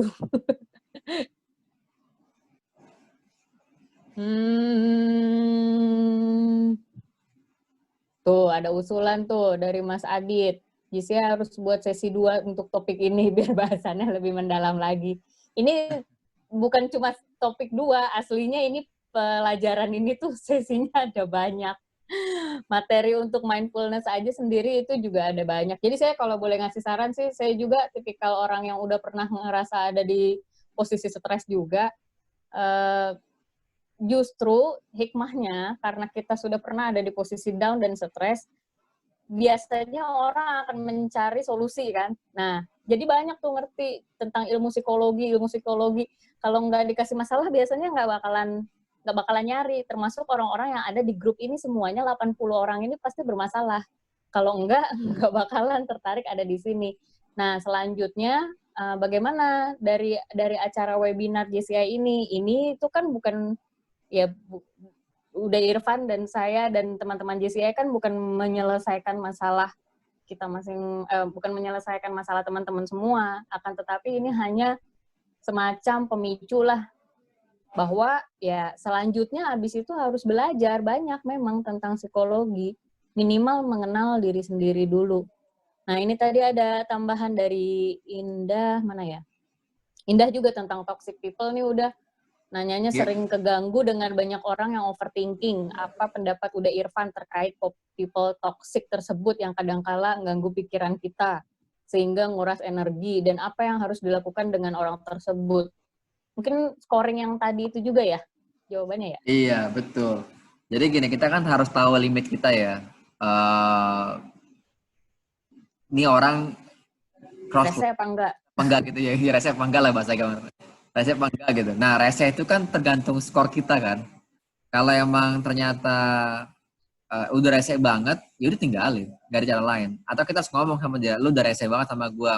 Oh gitu. Tapi di budaya kita nih ya, budaya kita tuh masih agak susah untuk kayak gitu, untuk yang aduh ntar dibilangnya nggak peduli, aduh ntar dibilangnya nggak empati gitu kan. Nanti jatuh ke emotional numbness yang kayak tadi si Ivan gitu. Makanya kenapa saya bilang tadi kita harus biasakan mengukur ya, karena supaya kita juga tahu kalau respon dia nggak bagus ya nggak apa-apa, nggak ada masalah gitu. Karena yang penting itu bukan respon dia, tapi respon kita. Gitu. misalnya gini, tiba-tiba kita dikatain oleh teman kita gitu. Kalau kita santai aja juga responnya gitu. Mau orang toksik apapun, selama itu ada di batas limit kita, itu orang nggak akan toksik buat kita. Jadi toksik kalau lewat batas kita kan. Nah, dia harus tahu nih batas limit toksiknya bagaimana. Dan orang yang tahu batas akan tahu bagaimana mengelola dirinya sendiri. Jadi bukan egois ya? Bukan egois, kan sudah ada limitnya gitu. Ya kita tahu diri aja lah. Kita misalnya badannya kecil, berat badan cuma 46 gitu. Tiba-tiba disuruh ngangkat 150 kilo, nggak pernah latihan, ya ngejret lah gitu. Jangan angkat badan 46 disuruh angkat 150 kilo, nggak pernah latihan, ngejret gitu. Sama kayak kita misalnya gini, kita nggak pernah latihan, tiba-tiba disuruh lari 100 kilo, ya pasti mampus itu. Itu mah nggak usah pakai logika, itu pasti insya Allah kacau lah pas itu. Tapi kan Anda bisa 100 kilo, kalau Anda tiap hari mulai lari 2 kilo, 3 kilo, 5 kilo, 19 kilo, 21 kilo, Anda akan kuat lari 100 kilo. Kenapa? Karena itu sudah limitnya lama-lama Anda latih gitu.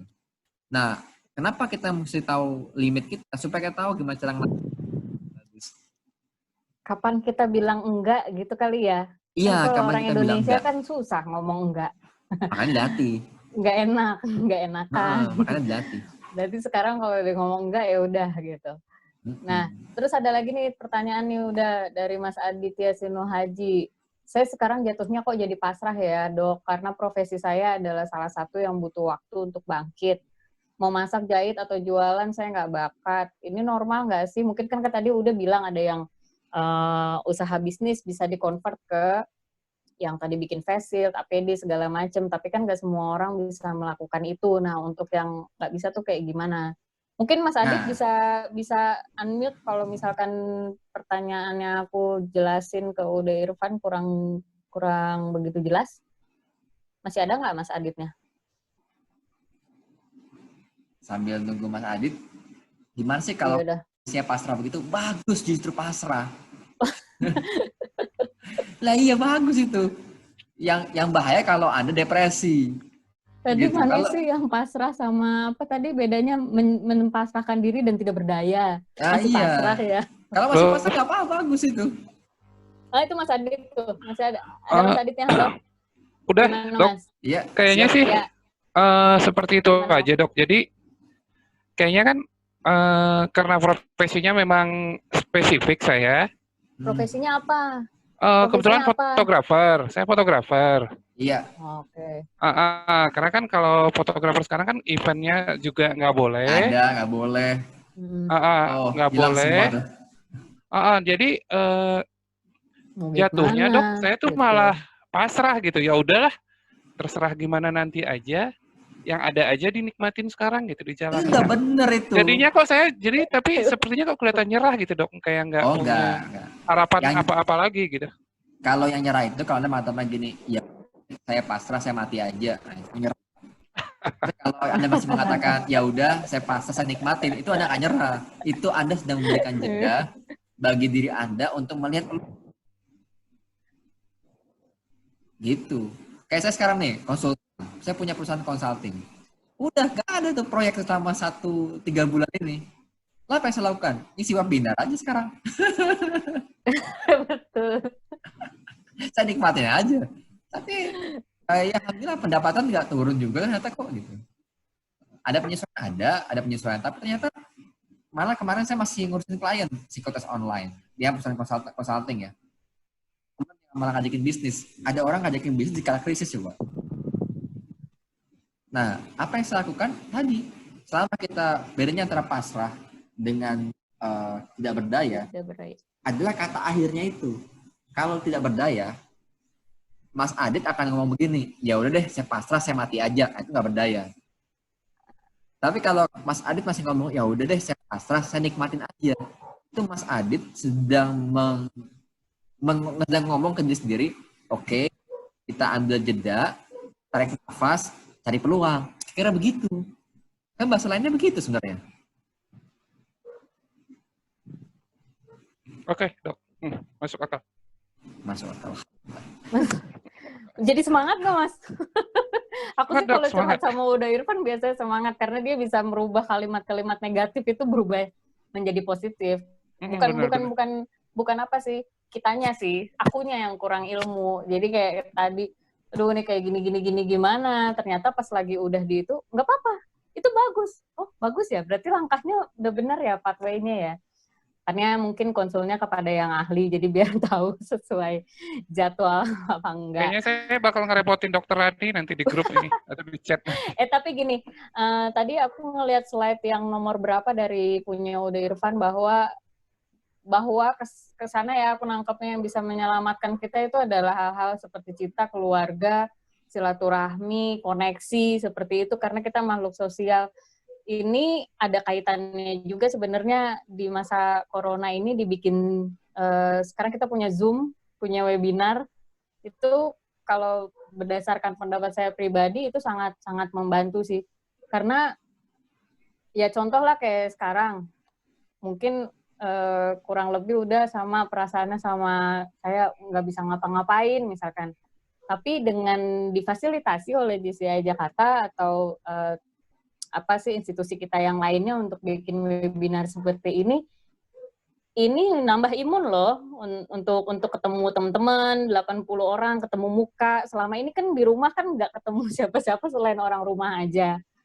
Nggak ngomong juga, kadang-kadang ngomongnya itu aja. Kalau ini kan kita bisa ngobrol lagi. Itu menurut saya ada hal yang baik. Jadi silaturahmi membawa rezeki itu memang iya banget sih. Buktinya saya seneng banget, saya nawarin diri kok jadi moderator.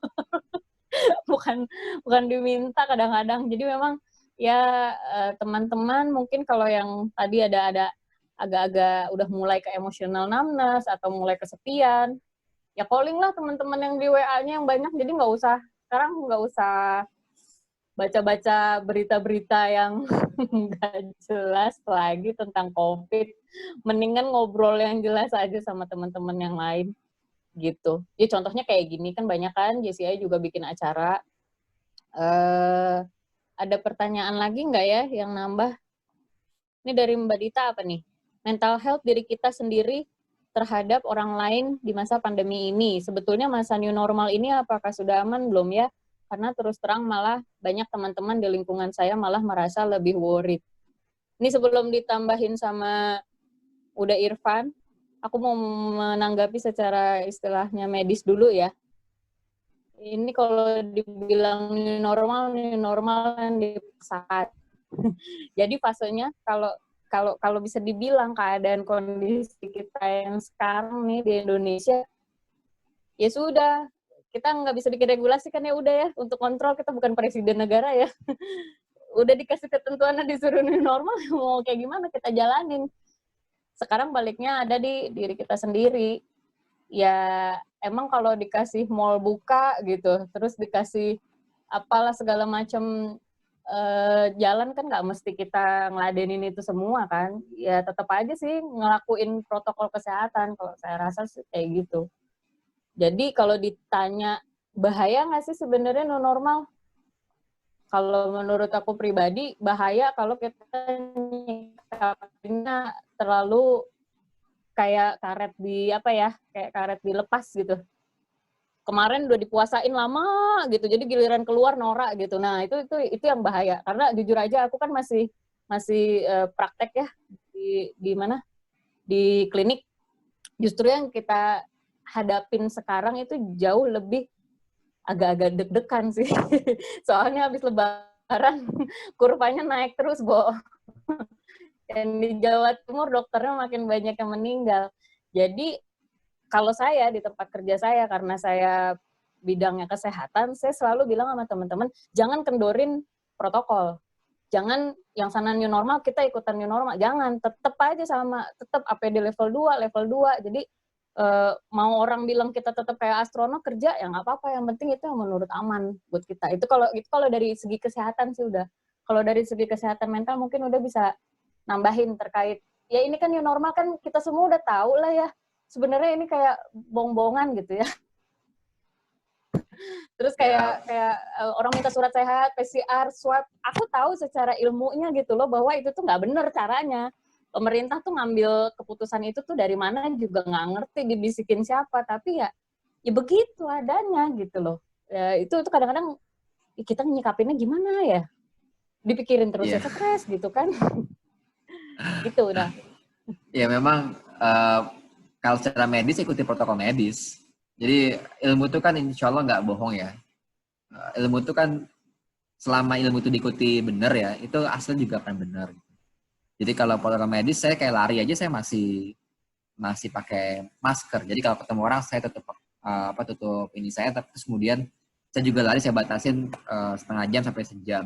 Saya belum berani lari yang jauh yang sampai yang biasa kayak 15 kilo, 18 kilo gitu. Saya belum berani begitu. Karena saya masih ngukur diri gitu. Nah ya prinsipnya masih begitu. Jadi protokol medis tetap dilakukan. Nah, saya karena ini sehat mental, ada non medis yang juga harus dilakukan. Apa itu protokol non medis? Basic. Atau balik ke basic, orang itu senang kalau dia berkumpul dengan orang yang menguatkan, memperhatikan, mengapresiasi. Ya itu yang kita lakukan. Itu yang kita ciptakan. Di kantor itu yang kita ciptakan, di rumah itu yang kita ciptakan dengan segala daya upaya. Bukan berarti bahwa kita nggak bisa stres ya, atau kita nggak bisa khawatir, atau kita nggak ada cemas. Bukan itu. Tapi kita bikin ukur gitu, diukur. Tadi seperti saya sebut tadi, kalau masih lihat tadi, masih ingat tadi saya share screen itu, diukur itunya, nah ini nih, diukur. Kita rame-rame satu kantor tim itu diukur. Oh iya, aku sudah mulai mau burn out nih, dan ngomong sama. Jadi salah satu dari ciri kantor atau ciri keluarga yang aman secara psikologis, itu setiap orangnya bisa ngomong, nggak oke loh, gitu. Saya sedang nggak oke loh, tolong, saya butuh bantuan loh. Nah itu kalau Anda bisa ngomong itu, berarti situasi kantor Anda, situasi kerja Anda itu oke.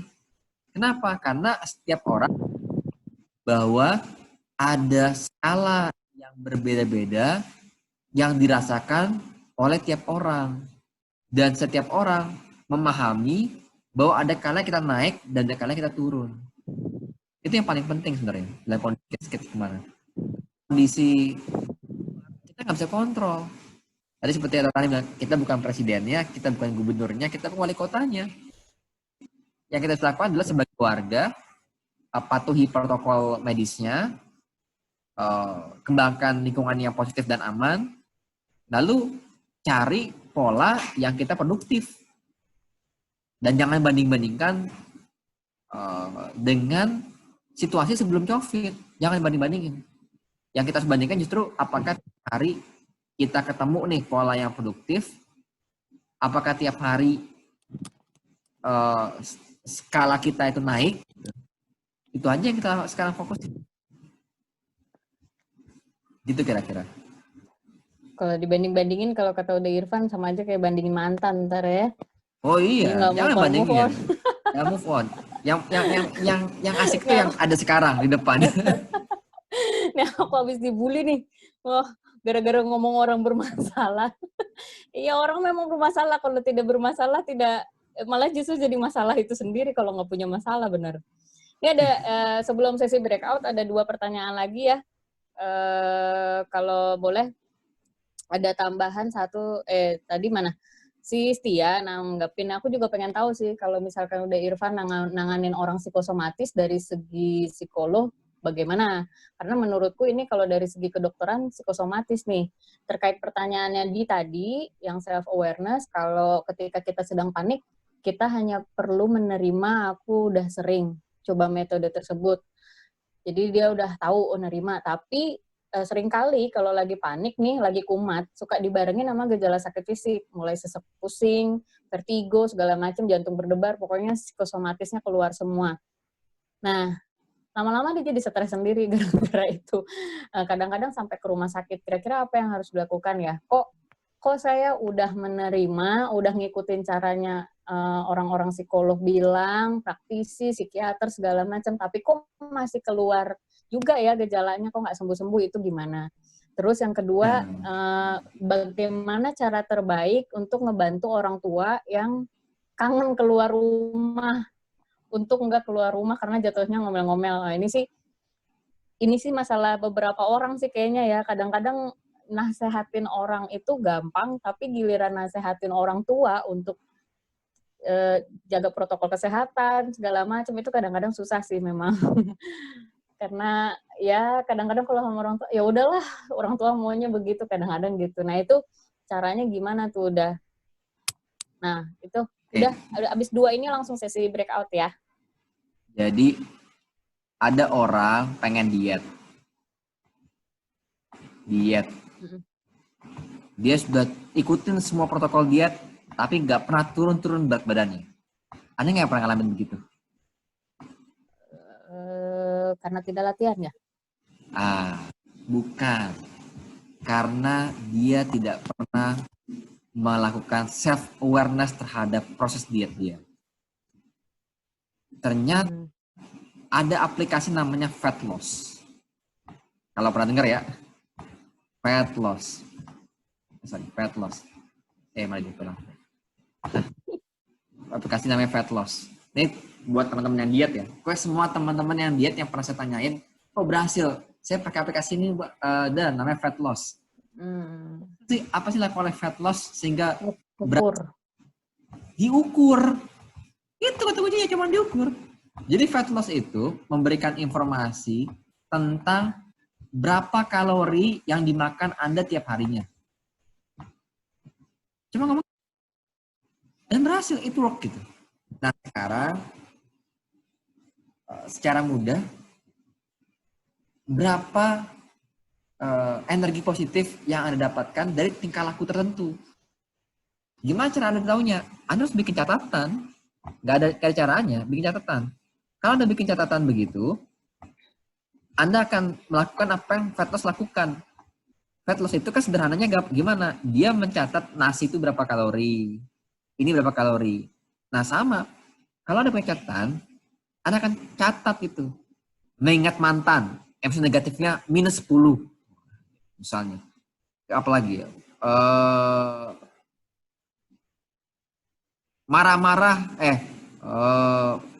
Mengemudi sambil marah-marah, emosinya -20. Nah, kira-kira begitulah. Jadi yang Anda lakukan adalah Anda membuat semacam fat loss buat diri Anda sendiri, yang disebut sebagai emotional loss dan emotional positivity. Jadi tahu misalnya gini, ingat mantan itu bikin saya drop. Ya oke. Jadi kalau saya ingat mantan pasti drop. Dengan Anda tahu itu, Anda tahu pattern-nya. Saya ulangi dia, Anda tahu pattern-nya. Nah, kalau sekarang belum ada aplikasinya, nih kalau ada yang mau bikin aplikasinya gitu. Emotional loss. Emotional loss gitu. Catat aja. Apa yang buat saya melakukan emotional loss dan bikin saya jadinya mengalami apa yang disebut sebagai panic atau psikosomatis. Pasti ada pemicunya, pasti ada. Dan sebagian besar orang diet berhasil karena dia bikin jurnal makanan. Jadi kalau Anda nggak pernah yang diet nggak berhasil, karena Anda nggak ketemu pola hidup yang Anda nikmati dietnya. Gitu. Sama. Kenapa Anda nggak berhasil mengatasi psikosomatis Anda? Karena Anda nggak ketemu hidup yang bisa buat Anda secara emosional survive. Nah, gimana cara taunya? Tadi bikin catatan aja. Emotional loss, emotional happiness, emotional loss. Emotional happiness adalah hal-hal yang bikin gue happy. Berapa angkanya? Anda bikin sendiri aja angkanya berapa. Yang Anda lakukan itu naikin emosional Anda.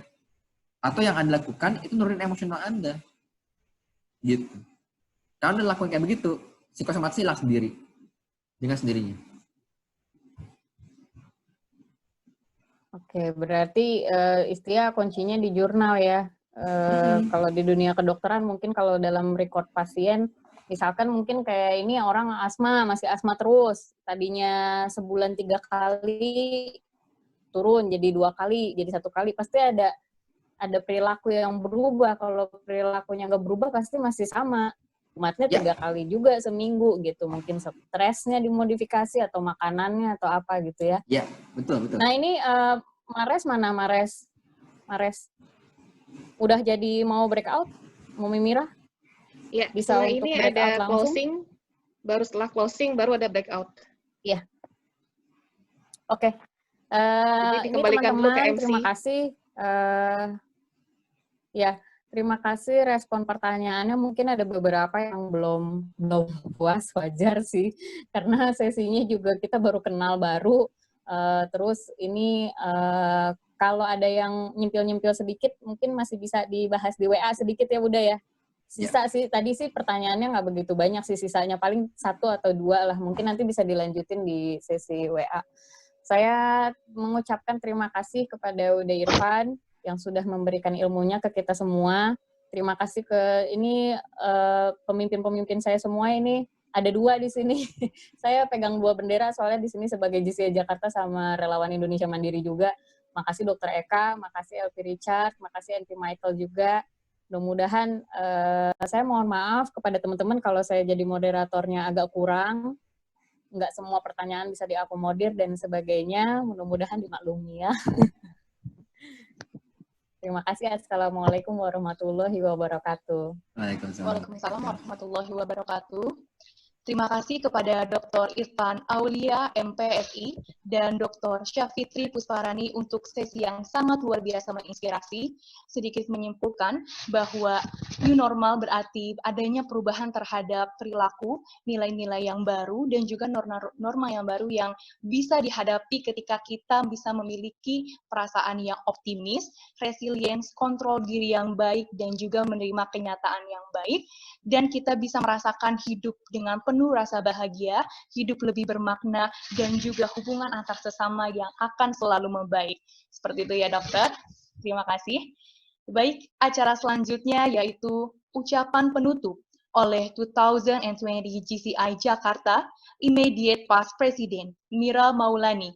Kepada Mira Maulani, saya persilakan. Ya, baik, terima kasih MC Elena. Ya, terima kasih juga kami ucapkan kepada Dr. Irfan Aulia sebagai narasumber, serta Dr. Syafitri Pusparani sebagai moderator. Terima kasih juga National President dan seluruh NBOD JCI Indonesia atas dukungannya untuk JCI Jakarta. Terima kasih juga Dr. Eka Sakti dari Relawan Indonesia Mandiri untuk kolaborasi acara webinar ini, dan tentunya PD Mares dan segenap panitia yang telah berdedikasi penuh tanpa batas di dalam menyukseskan acara ini. Jasamu abadi. Dan juga keluarga besar JCI Jakarta yang kami sayangi. Juga teman-teman dari berbagai institusi, berbagai organisasi di seluruh Indonesia yang telah mengikuti acara ini. Semoga acara ini dapat bermanfaat bagi kita semua di dalam menjadikan diri kita menjadi pribadi yang lebih optimis, penuh dengan energi positif di dalam menyongsong new normal yang penuh dengan tantangan. Tentunya sebagai tanda cinta dan apresiasi kami dari JCI Jakarta, berikut kami akan serahkan digital sertifikat kepada pembicara kita, Dr. Irfan Aulia, dan juga Dr. Syafitri Pusparani. Sekali lagi, terima kasih atas sesi yang telah menginspirasi kami semuanya. Dan tentunya JCI Jakarta tidak sampai di sini aja dalam menyelenggarakan webinar, kami juga ada beberapa event, mungkin bisa di ini. Nah, ini juga ada sesi tanggal 14 Juni tentang mencari jodoh di masa pandemi. Ya, mungkin teman-teman ada yang bingung mencari jodoh, ini juga nanti akan diisi oleh Mas Sani. Beliau juga hari ini hadir. Dan juga untuk tanggal 17 Juni, mengenai sesi dari How to Make Billions in Stock Market, dan tanggal, mungkin selanjutnya, ya, tanggal 17 Juni juga ada Treasure in Networking, dan tanggal 28 Juni kami tutup dengan acara bakti sosial di daerah Kampung Cilincing di Jakarta Utara. Dan webinar JCI Jakarta penuh kenangan, bertabur cinta penuh arti. Jika ada kesalahan dalam ucapan, mohon tidak dimasukkan ke hati. Terima kasih dan wassalamualaikum warahmatullahi wabarakatuh. Dan jangan lupa follow sosial media kita, @JCI Jakarta, official untuk Instagram, dan juga @JCI Jakarta. Ya, kembali ke MC, silakan Elena. Baik, terima kasih Mira Maulani atas ucapan penutupnya. Rekan-rekan semuanya, acara demi acara telah kita lampaui bersama, dan kini saatnya kita telah tiba di rangkaian acara terakhir. Terima kasih kepada para rekan-rekan yang telah hadir berpartisipasi secara aktif dalam mengikuti webinar pada malam hari ini. Saya, selaku MC dan juga seluruh panitia penyelenggara mengucapkan mohon maaf apabila terdapat sikap ataupun kata-kata yang salah yang kurang berkenan di hati hadirin dan hati rekan-rekan semua. Sampai jumpa di kesempatan dan di pertemuan selanjutnya.